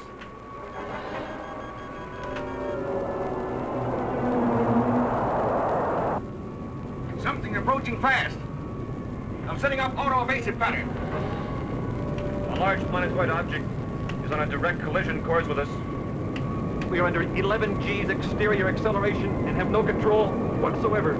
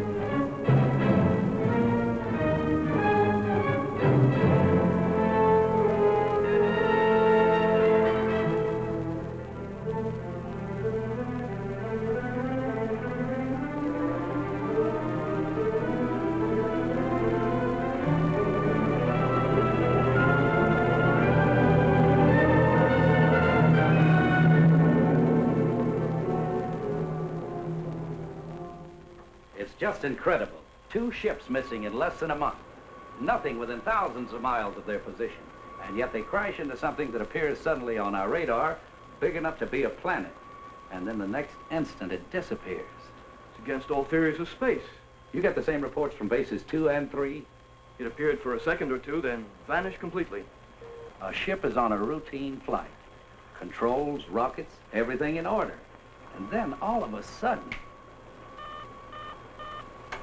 Yes? General Gibson for Colonel Lansfield from Earth Headquarters. Stand by. Colonel Lansfield. Lansfield, what's all the trouble up there? General, I can't tell you any more than what was in that report this morning. You're certain the rockets crashed? I am. We have their last log entry through our recording reproduction unit. Now, General, I've listened to it over and over. It tells what happened, but not how and why. What do you suggest? I don't know, General. No doubt the rocket's destroyed. We don't know what we're looking for. This mysterious planet seems to come and go at such speeds, it's impossible to track. Phantom planet, Lansfield. You're a little old to think that, aren't you? This is a capable base, General, run by capable men. Now, there's something out there that isn't supposed to be. right, take it easy. Send another reconnaissance with Chapman. Chapman? I need him for the Mars project. If this phantom planet thing isn't cleared up, there won't be any Mars project. Send him. Yes, sir. Ask Chapman to report. Yes, sir. Captain Chapman, report to the Colonel.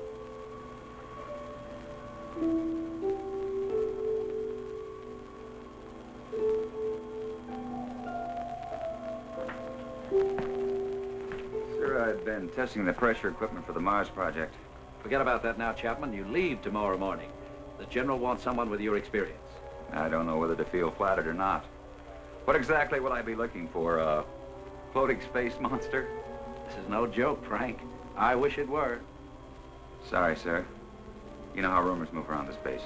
Well, it's one of the things we hope that you'll dispel. Well, you're the Colonel. I'll take a crack at anything once. And that's about all you'll get, Frank. One crack.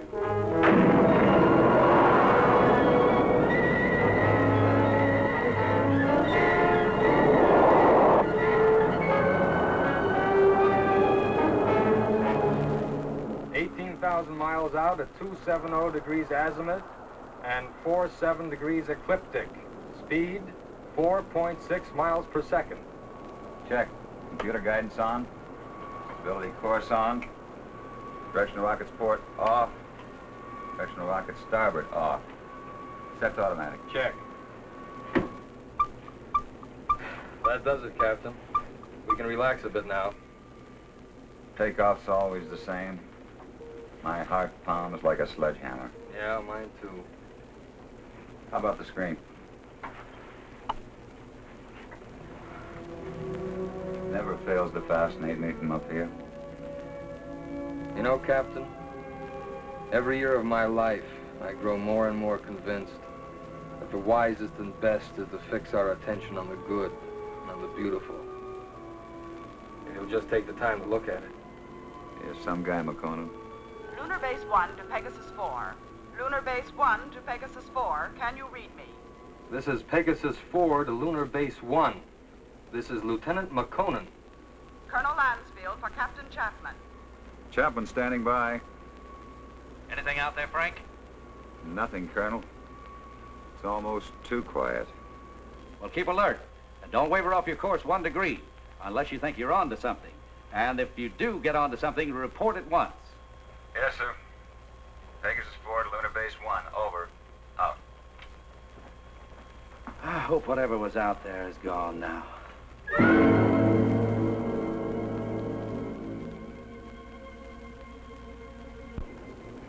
What's our elapsed time from base? 14 hours, 22 minutes, and 30 seconds. You could stay up here another 14 hours and still see nothing. Even 1,400 hours. That's about all we can do, though. Are you sure we're still on course? Why? Well, I have an idea. Turn to 278 degrees azimuth. 47 degrees ecliptic. Yes, sir. Changing course to 278 degrees azimuth, hold 47 degrees ecliptic. Lansfield tells us to charter the same course Pegasus 3 took. Well, that's fine, but I don't think we'll get anywhere. This strange planet dashes about like it's supposed to. It figures we won't find it around here. So we're changing course. Lightning never strikes twice in the same place. Precisely. You with me? Like I said, you're the captain. I'll take a new reading. Thanks, Ray.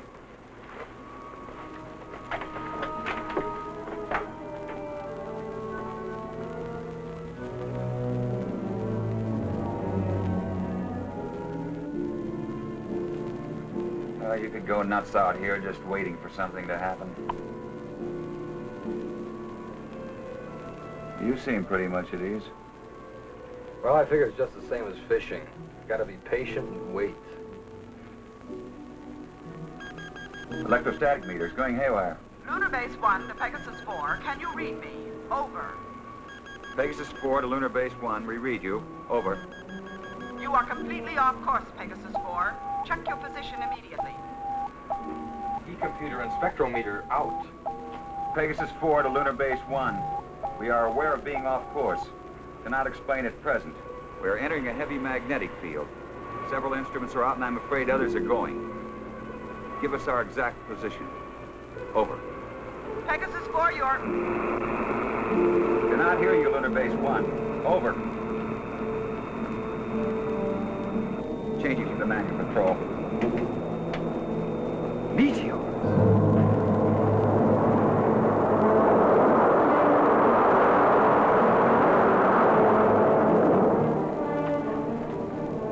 Boy, that was close. Yeah, and I'm afraid it isn't over yet.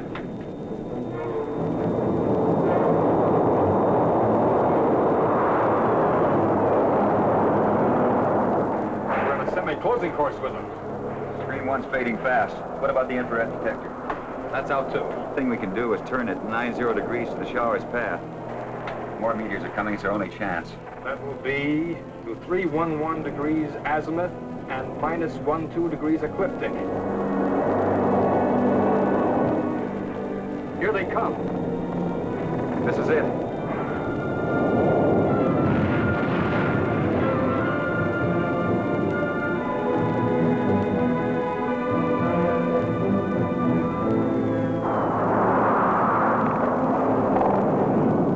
Looks like the worst is over. I don't see a lot of spots. Now, those are ionized trails. They'll persist for a while. Well, let's hope they're no stragglers. With these instruments out, there won't be any way to tell if they're coming from another direction. Trick now is to get back to the moon. I think we'll make it. Yeah. Okay, Ray, let's go through a type B check. Right. Cabin pressure? 20 coming up. Retroport? Positive. Retro starboard? Positive. Main circuit 1? Negative. Main 2? Negative. Now, let's try the auxiliaries. Main 1? Negative. Main 2?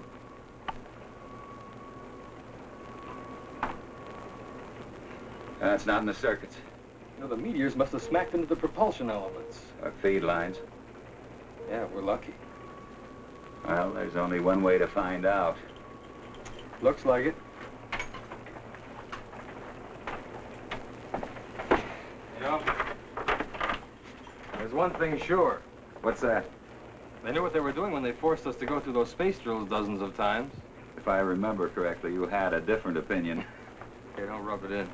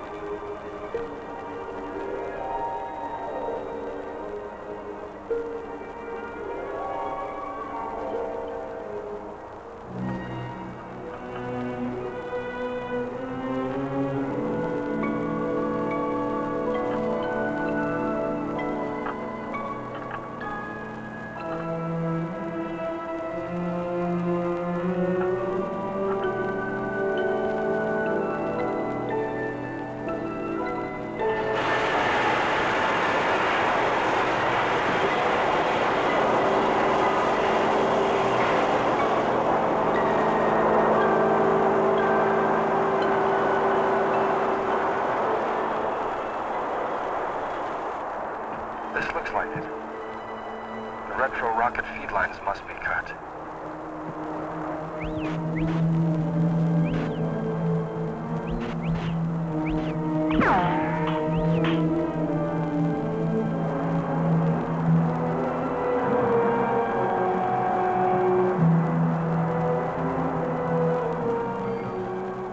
Frank, your airline's broken.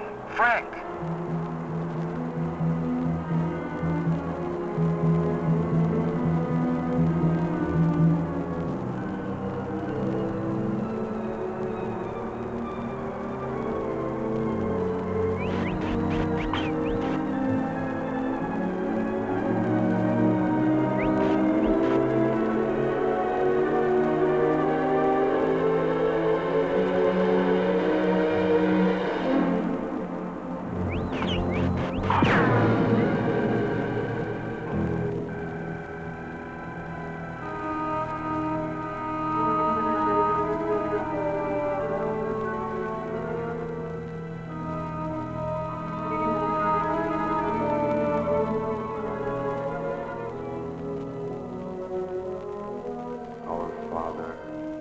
art in heaven, hallowed be thy name.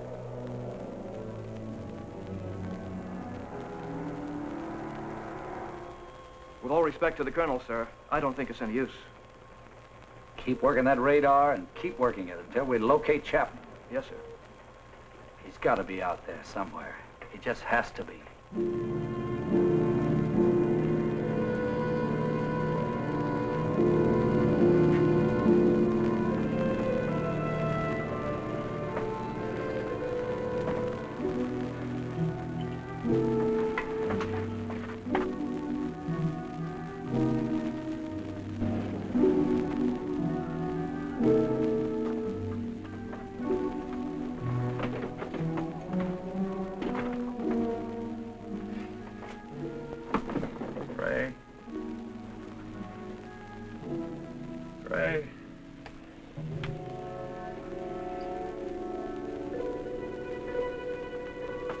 Lieutenant McConnell.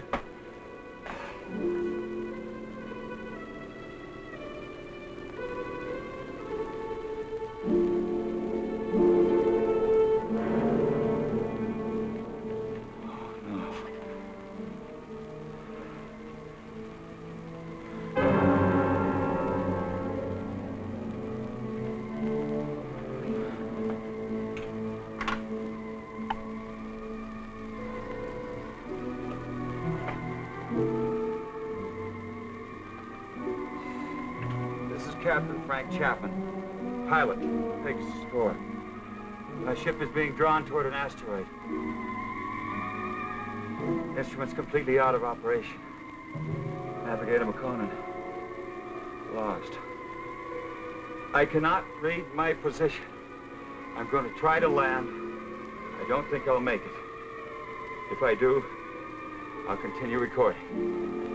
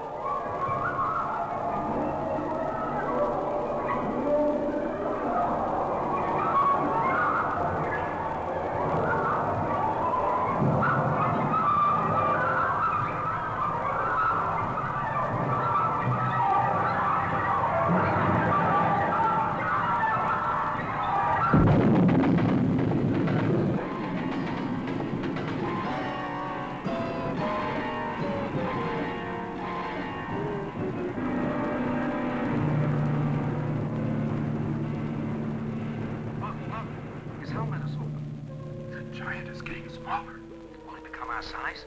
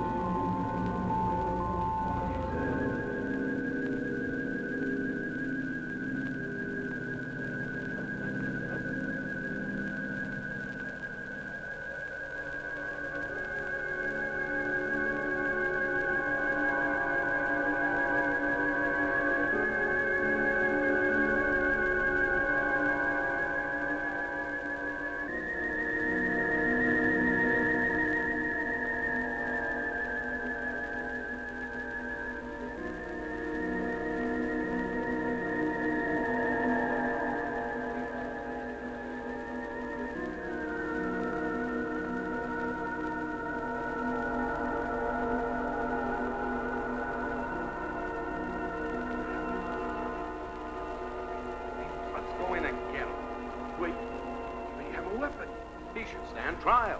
We must take him to Cecil.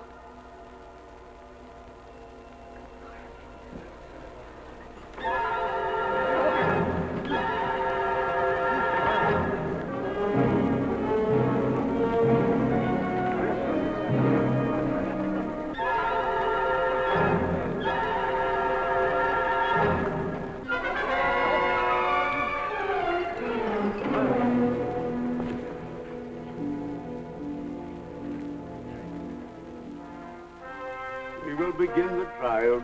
Yes, Cecil.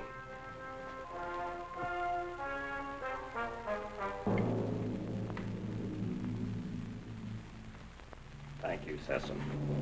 Bring in the jurors.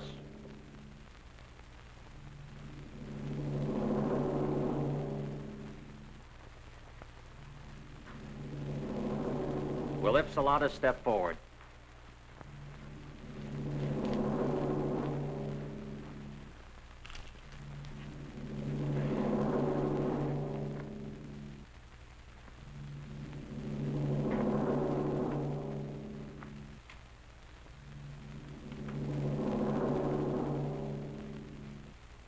Call the prisoner. Bring in the prisoner.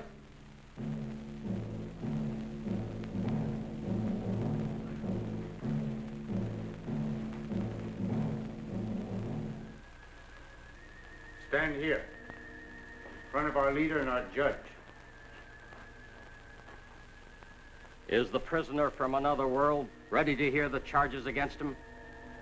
Charges? What charges? I will ask the questions. Are you ready to stand trial? It seems I have no choice. First, I want to know what I'm charged with. We'll let you know in time.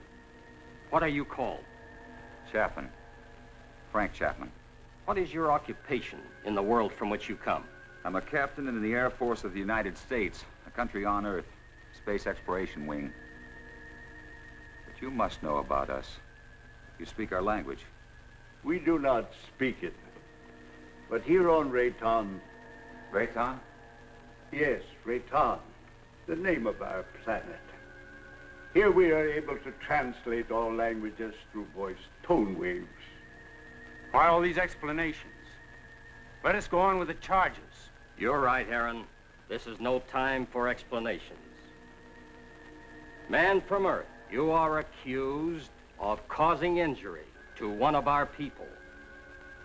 I thought I was being attacked, and I defended myself. I didn't want to come to your world. I lost control of my ship. It was like being pulled toward your planet by an enormous gravitational force. You were, when you came into our path of travel. Path of travel? Phantom Planet. We managed just in time to control your landing by releasing the pressure in our space warp. I don't understand. There are many things you will not understand here. Maybe in time you shall. In time? That is correct. The jury will now vote and find you guilty or not guilty for inflicting injury on a Rayton man.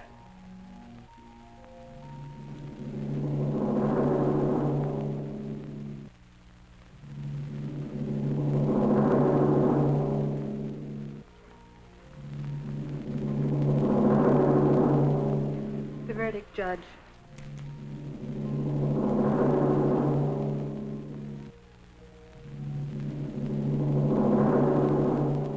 I find you guilty as charged. You are now a free subject of Rayton. The jury is dismissed. That is all. You are now a free subject of Rayton. That is not all. Listen, I don't know what kind of a place this is, but you must have some kind of law here. This planet pulled me to it. I didn't come here by choice. But being here, you cannot be permitted to leave. We must keep our security at any cost. So, I must pronounce you guilty. No penalties will be lodged against you.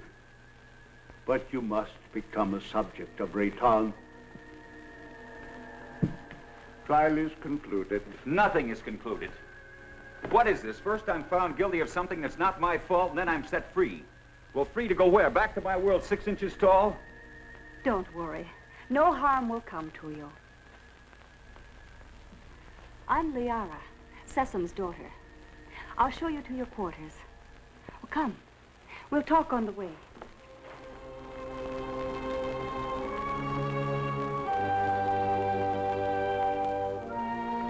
What has happened to me? You mean your size? Well, our atmosphere, together with some acceleration from our gravitational control, has reduced you to normal. Normal? Normal for us. You see, everything here is in proportion to our planet's size. We know several worlds that have creatures larger or smaller according to the size of their world. Do you feel any different? No, but it's not exactly funny to think that someone on Earth could carry me about in their pocket. Oh, that would never happen. The oxygen in your atmosphere would restore you immediately to your regular size. But either way, it wouldn't matter. You'll never see your world again.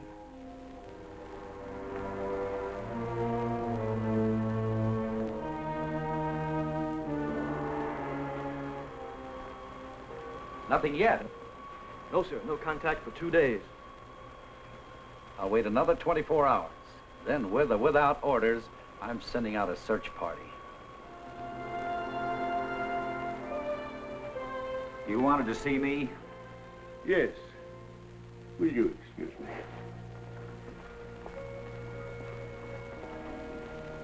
We must talk about your future. Your future on Rayton. My future on Rayton? I want to talk about getting back to my world, back to Earth. I'm afraid that is impossible. You might as well accept your fate of being one of us. And being one of us, you must be productive in one way or another. Well, what is it you want me to do? You must help us to keep spaceships from your world from landing here. But that's my only hope of getting back. Forget about it. 2 ships in my unit disappeared. Did they crash here? Unfortunately, yes. They were pulled into our strong gravitational field. Well, so was I. Yes, but luckily we were aware of your approach and lowered the power on our gravity field. I don't get it. In many ways, you're hundreds of years ahead of our science. Yet you live in such a primitive manner. It may not be as odd as it seems. It's true that our technology may be much further advanced than yours, but then a strange thing happened. Well, what was that? We had machines do all our work. People on Rayton became completely free of all labor, practically of all responsibilities. Our people became soft and lazy. They did not know how to cope with their free time. They started to fight amongst themselves. That's very interesting.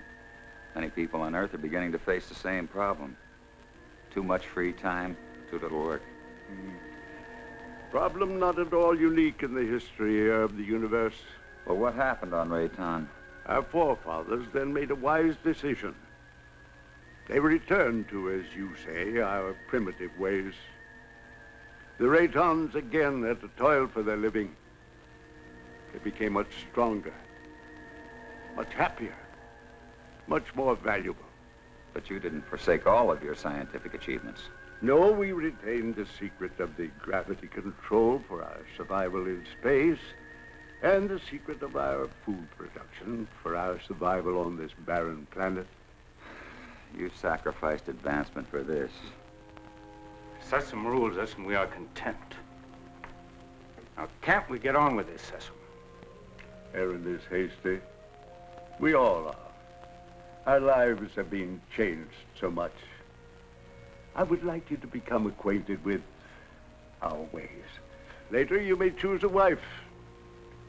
Liara or Zeta. Zeta cannot speak, but she is a fine woman. Well, between the two, it would be difficult to make a choice. It is no problem. You may take your time, but once you've made your choice, remember, it must not be taken lightly. You must be hungry. Come with me. Liara. Go now and learn our ways, and perhaps you may help us with our problems. You can decide about this later. Now you need to eat and rest.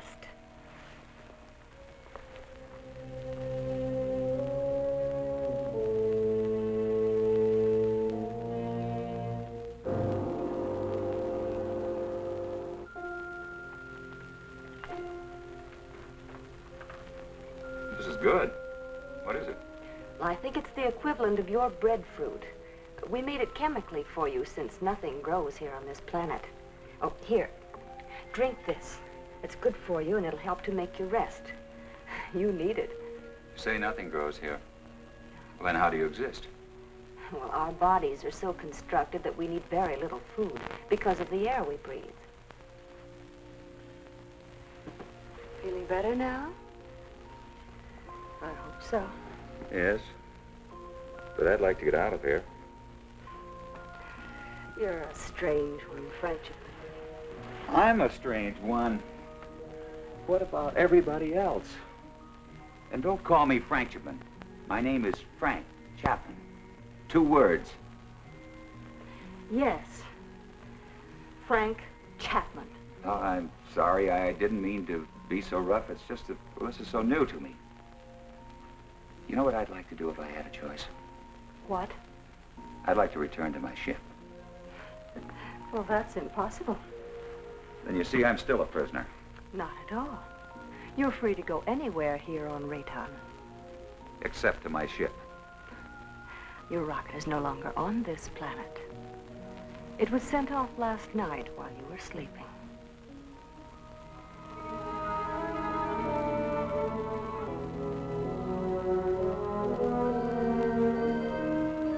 I cannot read my position. I'm going to try to land. I don't think I'll make it. If I do, I'll continue recording. This is Captain Frank Chapman, pilot, Pegasus 4. My ship is being drawn toward an asteroid. Instruments completely out of operation. Navigator McConan, lost.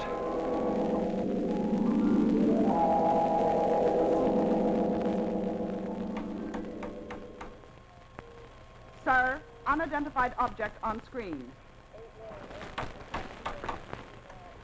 This must be Chapman's ship, Colonel. Certainly has all the indications and all the characteristics of a spaceship. And no other unit of ours is scheduled for flight in this area. Any contact? None, Colonel. Just static. His auto emergency transmitter should be on full blast. I'm tuned to all Pegasus frequencies, sir. So are the automatic relays on Earth. Good. This must be Chapman's ship. What else can it be? Captain Beecher and Lieutenant White are to report to the briefing room immediately and stand by for takeoff. Now report immediately any news or anything unusual on your radio and radar relays. Yes, Colonel.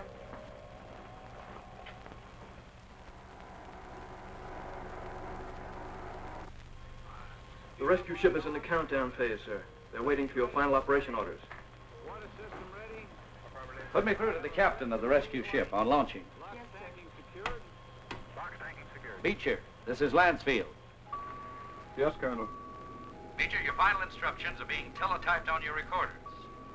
Yes, sir. As you know, something unusual must have happened to Chapman and McConan.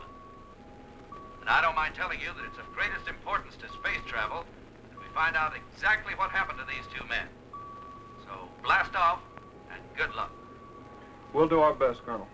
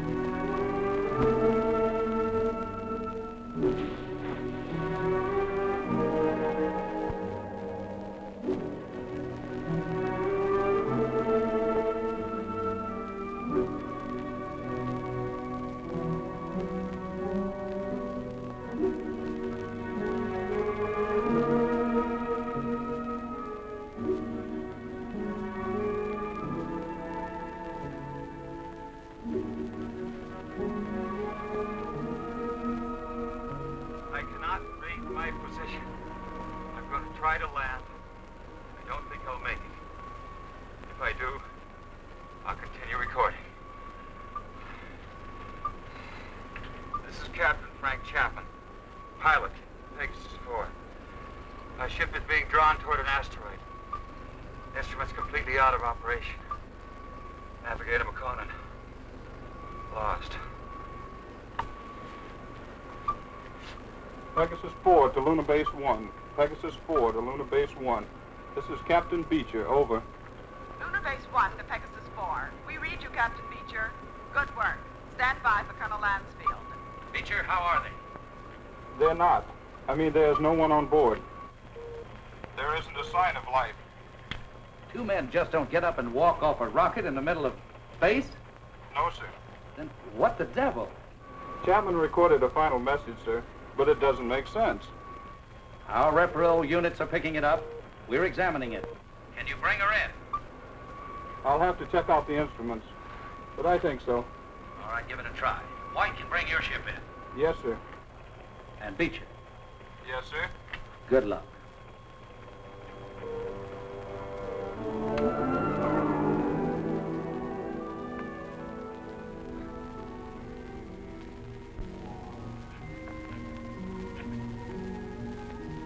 I can't work under these conditions. I must know more about the directional flight machine. When the time comes. Well, the time has come. I want to speak to Sesson. And right now. Very well.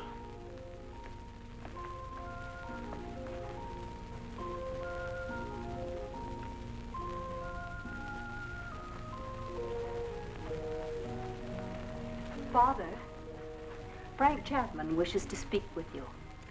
Do you want to talk about Liara? That isn't what I came here to discuss. My work has reached a stage and I need to know more about your gravity control. It is too soon. Now, how do we know he's not a spy for the Solarites? You're too distrusting, Heron. All right. You may see it.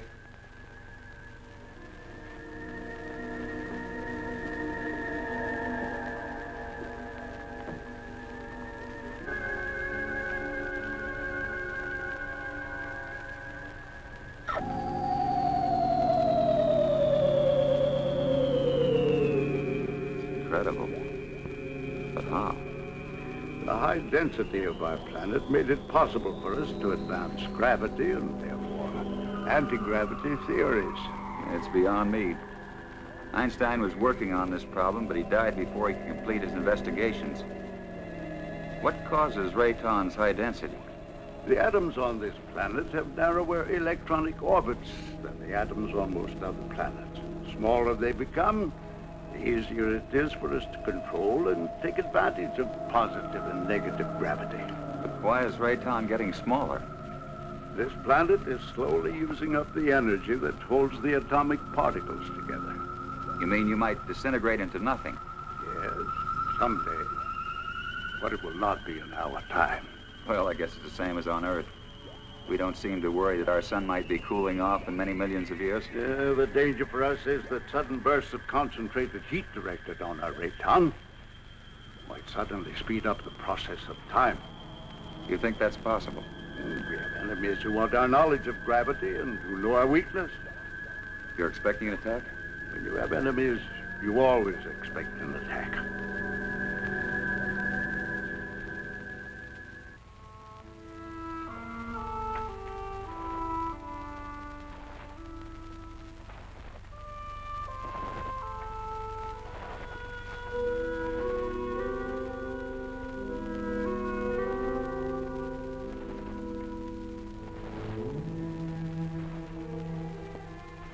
Hello.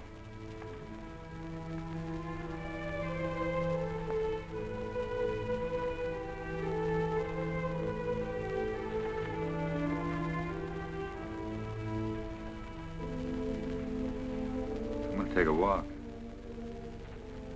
Could you join me? Come on.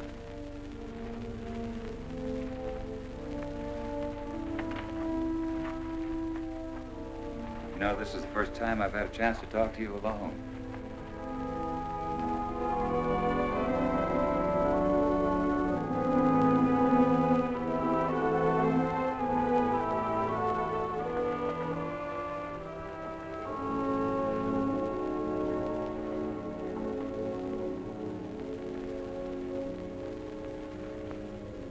that you're more different than the others.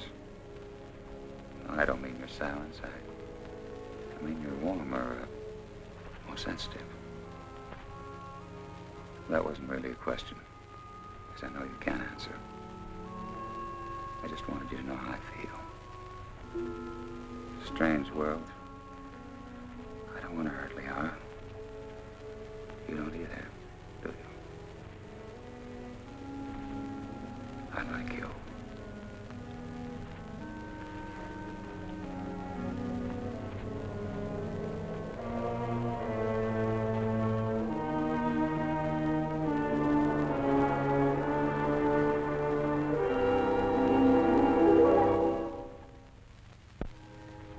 I have charges to make against the Earthman Chapman. He is imposing himself both on Liara, your daughter, and the mute girl Zeta. Now, this is an insult to Liara. You know I love her. And a direct insult to me. I am asking, rather, I am demanding your permission to challenge him to the duel.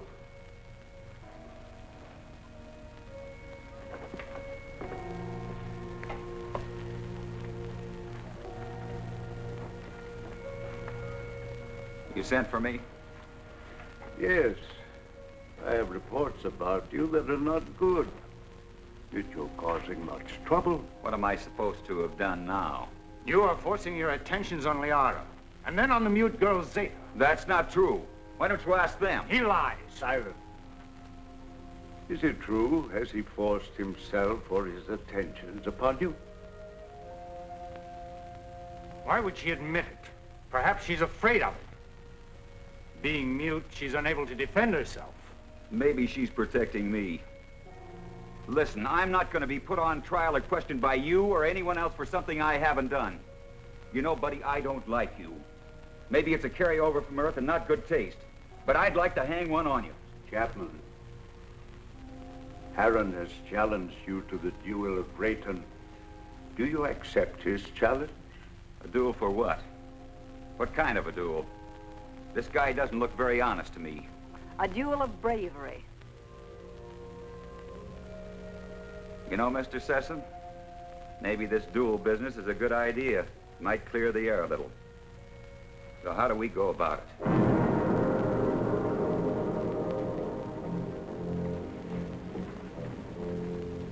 Aaron, you know the rules for the duel of Rayton. But for him, I'll have to explain and show the results. Chapman, come here. Those are gravity plates that we've had placed here. Their intensity is so high that any object or any person placed on any one of them would immediately disintegrate. Here, let me show you.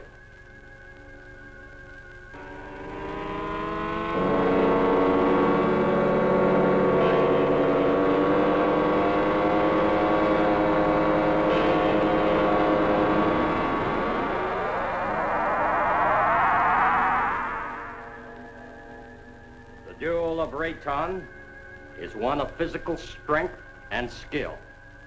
You will use this rod and attempt to push your opponent on top of one of the gravity plates. You saw what happened to the rock.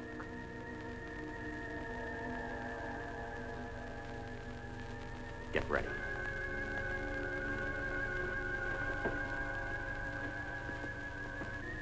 Put the combat rod in position.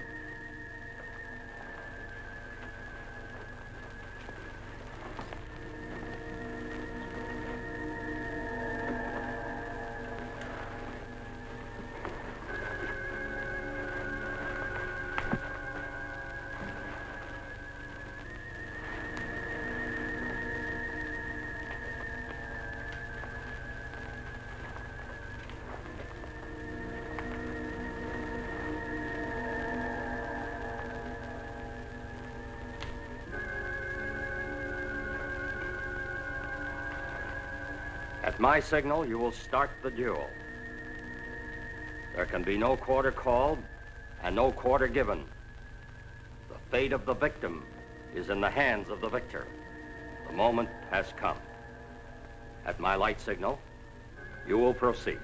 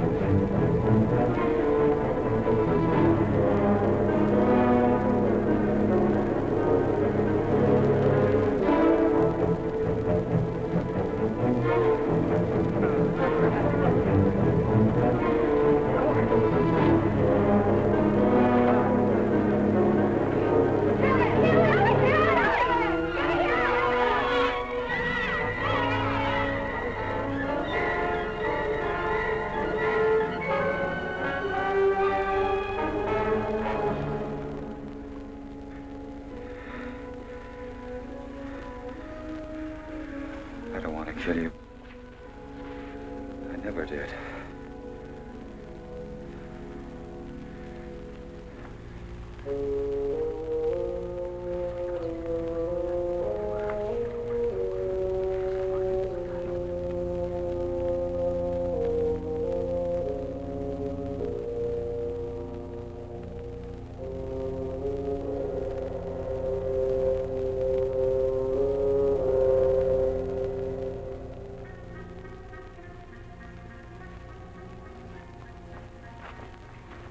Why didn't you kill him? I didn't want to. I don't believe in it. In this case, killing him would have accomplished nothing. But Heron wouldn't have shown you mercy. He'd have killed you because he wants me. But I don't love him. I love you. If you'd felt anything for either one of us, you could have stopped this duel. What? You know what I think? I think you were waiting to see which one of us won and then take the one that was left over. What? No, Liara, I don't love you. I don't even know if I like you. But let me tell you this. You can't make someone love you. It's got to come naturally. You can't force it, you can't command it. If you do that, you'll never find it. Oh, this whole thing is like a nightmare to me. I miss my people. Well, I've got to make some attempt to get back. And if you feel anything for me, you'll try to help me. Well, perhaps you're right.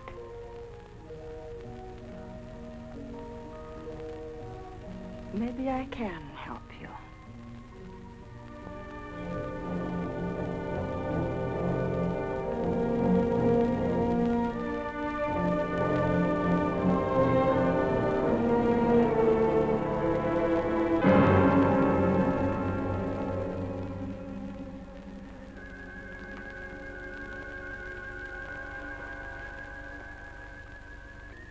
As you said, I don't want to kill you. No, I think I could understand your somewhat quaint language if I were on your earth a little. Well, why don't you kill me? You didn't kill me. You had the chance. Well, what about the knife? This isn't exactly what I'd call a friendly visit.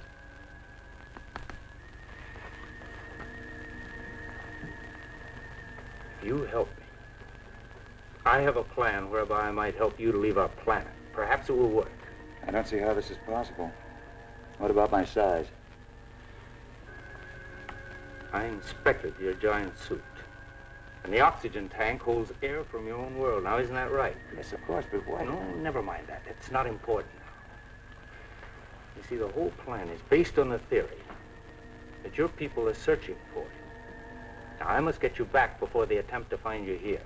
I know they've been searching and will eventually zero in on this planet. I think I can get you back in time. Yes, but you're doing this because of Liara, aren't you? Yes, I am. I'm in love with her. I don't think she loves me yet, but perhaps with you gone, she will see things in a more realistic light in time. Well, how can we get my suit into the open? I have some men I can trust. Incessant? No. You must never know. Otherwise, we both will be put to death. 2 nights a week, I'm alone. In complete charge of the master control center. Can one man handle it? Yes. And on one of those nights in the near future, while Sesame's sleeping, I will maneuver Raytown within a distance of your Earth's moon. You think they'll be able to see us? Precisely. They will investigate and find you.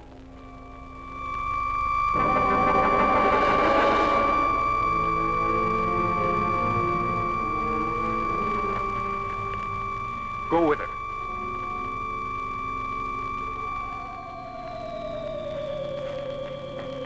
What is this? What's happening? The siren means we're being attacked. Attacked by whom?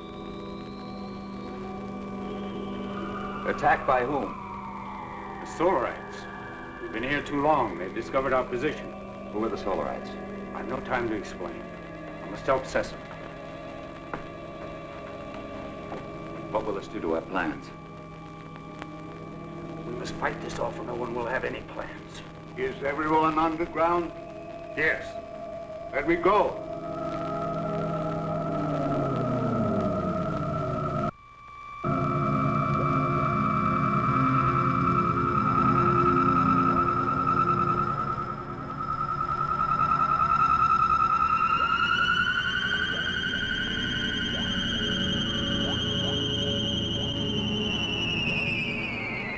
safe for the moment. I fear they won't give up so easily. Safe for the moment? Well, who are these Solarites anyhow? They're from a sun satellite. For generations, they've been after our universal gravity control because they want to avoid being pulled into the sun. If we don't stop them, they'll eventually attack your Earth. Liara, show him the prisoner. Prisoner? Come.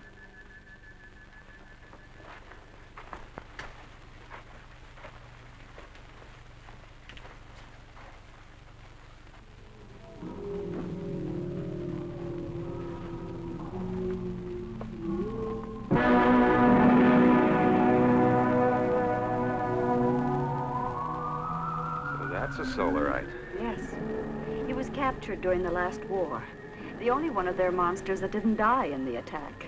When did this attack take place? Several years ago, when Zatha was a little girl. That's when she lost her voice. What makes those rocks disintegrate? It's as if they were hitting some invisible wall. That's exactly what it is. The monster is so strong that he can smash any ordinary structure. Now, what you call an invisible wall is really another way that we use our gravitational control. Now, by using a high magnetic field, we can lock molecules so closely together that they form a solid wall. Make a big hit at MIT. Where? One of Earth's more advanced centers of learning. I only hope your wall will hold him in check. Yes. He could kill us all if he escaped. Life on other planets. We were always wondering if ours was the only one so blessed. There are many inhabited worlds, but only these fire people bother us.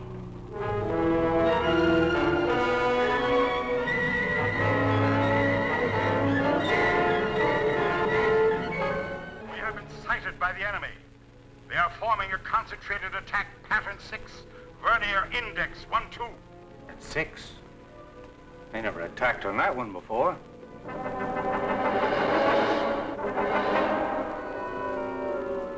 What are we going to do? We must try to break up the attack.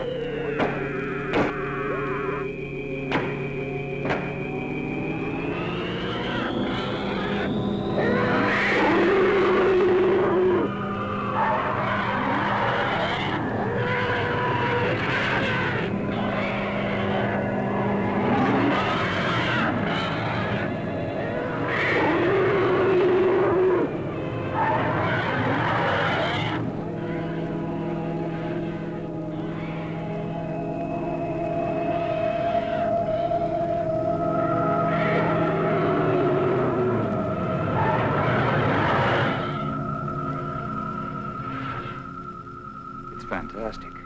We can do one of two things. Outrun them or fight them. Well, breaking up a formation is one thing, but how can you fight them? Do you have a chance? We have to settle that once and for all. Living in constant danger isn't worthy of us. But don't forget, we still have the gravity control. The greatest danger to us is the high-intensity heat bomb. That's right. They have enough concentrated heat to blow up our planet instantly. What would you do? I would fight. And you? Fight. Right. That's exactly my decision.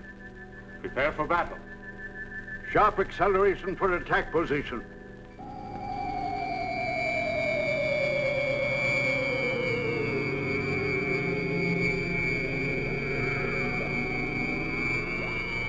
Maneuver so that we face the enemy when they attack.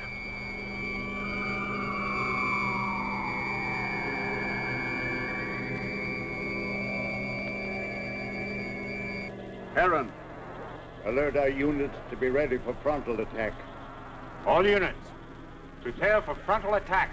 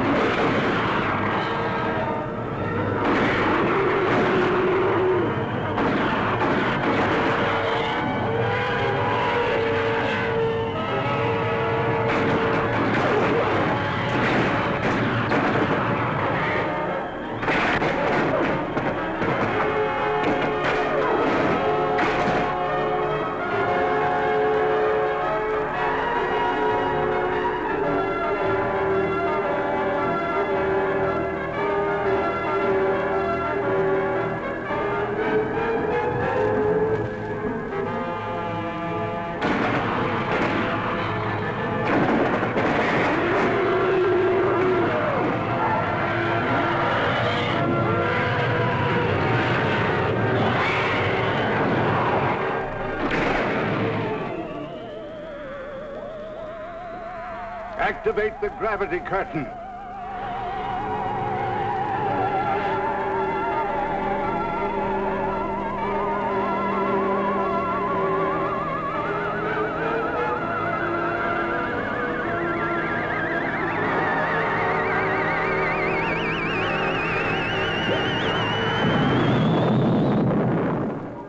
Oh, it was a magnificent victory. But I'm deeply plagued with regret when I'm forced to destroy. If it wasn't them, it would have been you. Perhaps you are right. You're wise, Chapman. One day you and Harron will lead our people. Well, I'm honored and grateful, I but... will teach him all he needs to know.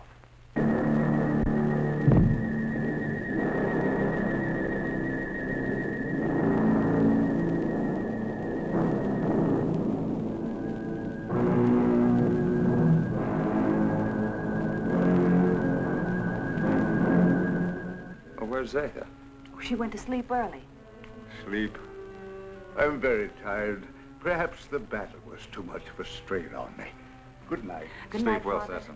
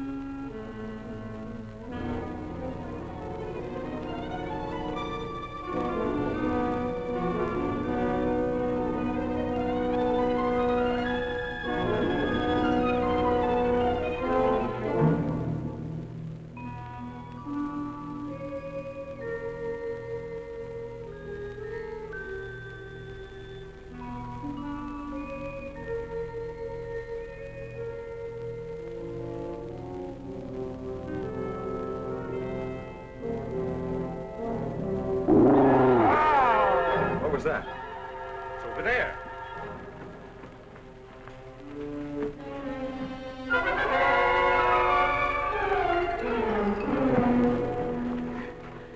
Help! It's Cecil. Oh, Father! Oh, Father! What happened to him? I think it was a solarite. Are you all right? What happened? I don't know. Was it the solarite?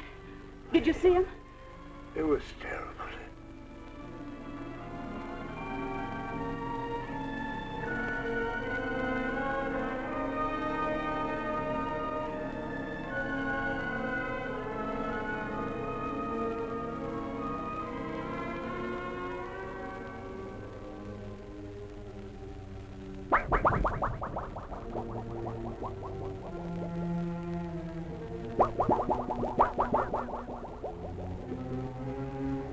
I'm going to control room. No, you stay with Liara. Chapman, Yes? go through that corridor. It's shorter. Right. But be careful. I'll be all right. I'll be all right. Oh, Heron.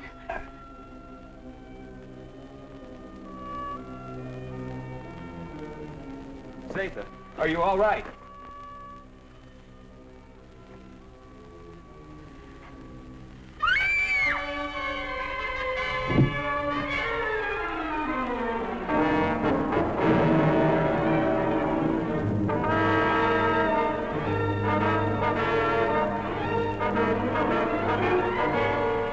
Hey, watch the plates.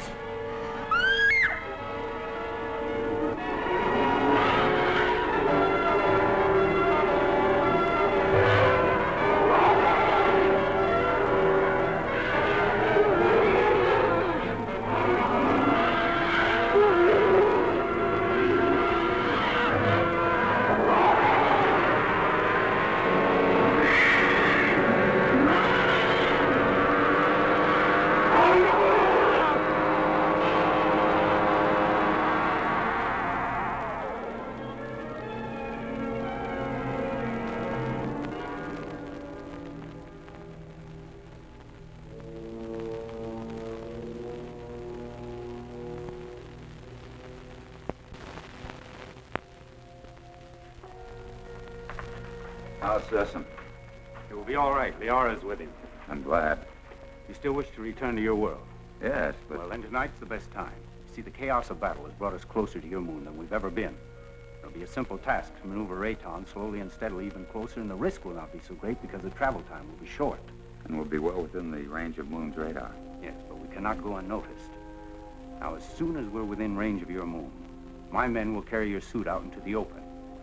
Now, if your people come to investigate, we'll pull them into our gravity and direct their landing. Meanwhile, you will enter your suit, seal it up, so that you're not exposed to our atmosphere, and, well, the rest you know. Where shall I meet you? In the control chamber. Someone will come for you.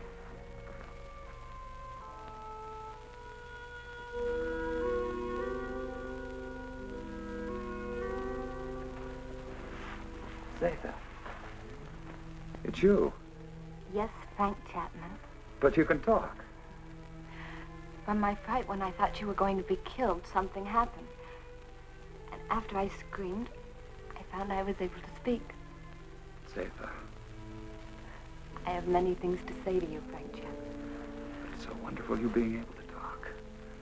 And I have so many things to say to you. Oh, everything has been terrible. You're so lovely.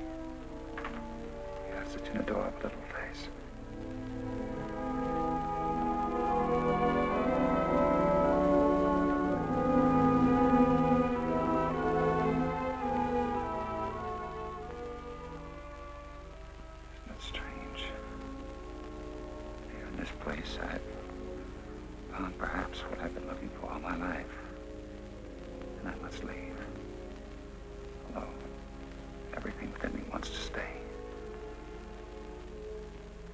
Solemn duty to leave. You understand that, don't you? Frank Chapman, I've been in love with you since the first time I saw you. And I've never been able to speak a word of it until now.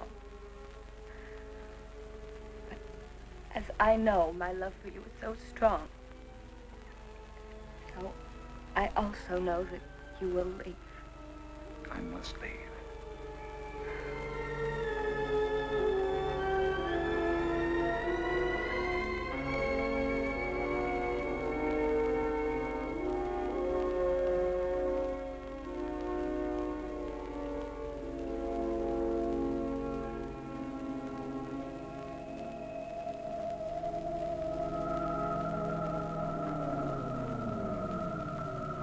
Good, you're on time. Here we go. Another hour and we shall be close enough for you to be found.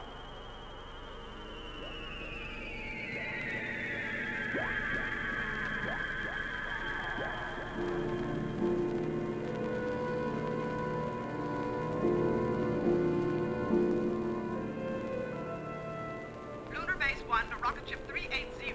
Over. This is Rocket Ship 380 to Lunar Base 1. Over.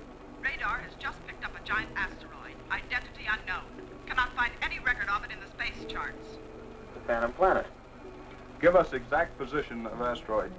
9 degrees in northern cluster field, and I have an order from Colonel Lansfield. You are to land on this asteroid and send White to investigate. I hope you will find happiness back with your people. You would be my happiness. Here or there. Frank Chapman, please. You must take the stone. It will be a good luck charm. Hold on to it. It will help you to go back safely to your people. Keep it. And remember my love. Yes, Zeta. I'll keep it forever. Just confirmed it.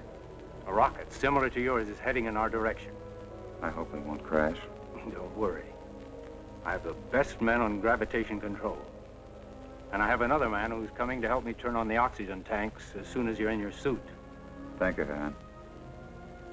You know, we've become friends here. Good friends. We would have become friends anywhere. Your planet or my Earth.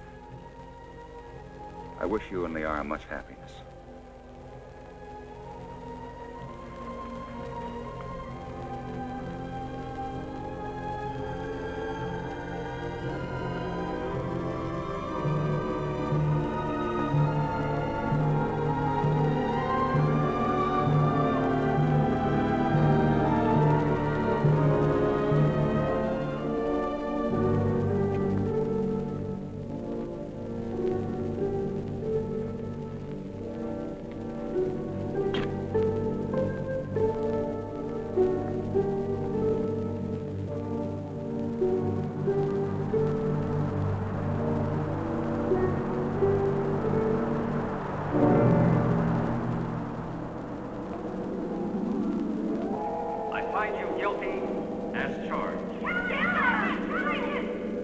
You'll never see your world again.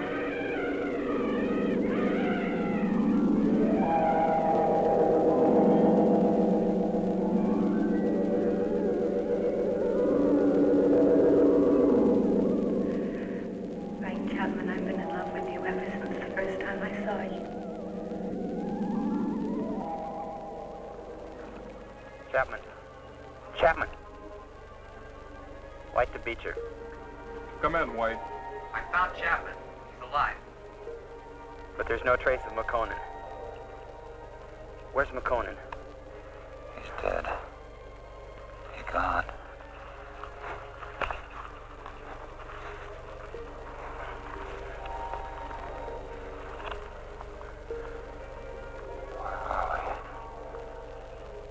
Where are they? Where are the others? Where's who? Zeta. What are you talking about? Say something. Helen.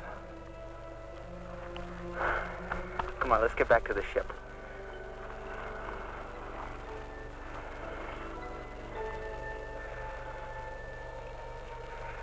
White to Beecher. I'm bringing him in. He seems to be all right. He said McConan is dead. He keeps talking about other people. I think he's in a state of shock.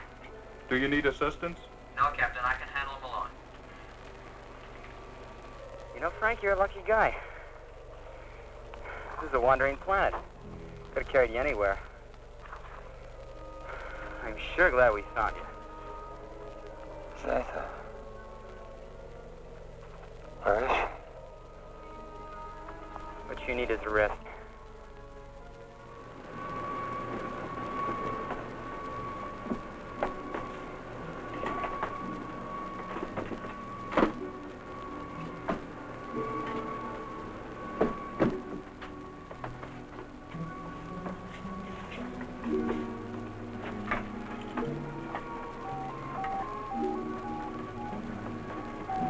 Prepare for immediate takeoff.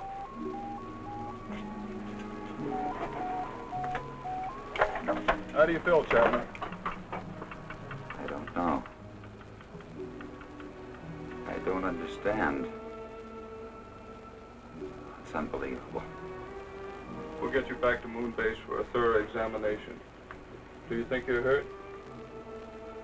I don't think so. You must have been knocked out for quite a while. I must have been dreaming. Quite possible you were delirious. The shock of the crash landing of your ship. Ray's gone. But I just left Zeta and Heron.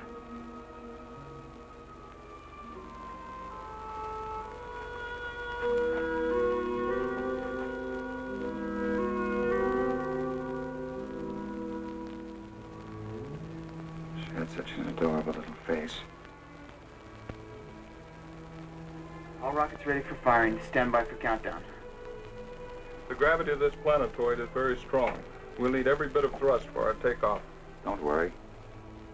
I know we're gonna make it. Start your countdown.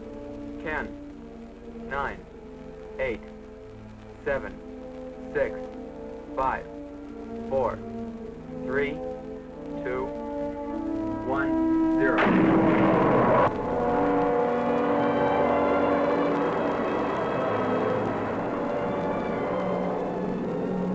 Cut off power.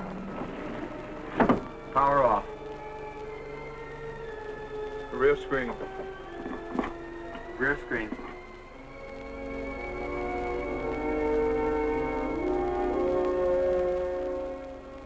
No, now they'll never believe me. Even with this, they'll never believe me.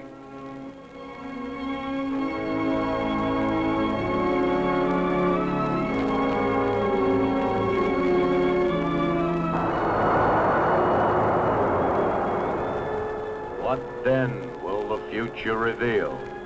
If this story is only the beginning, only the beginning.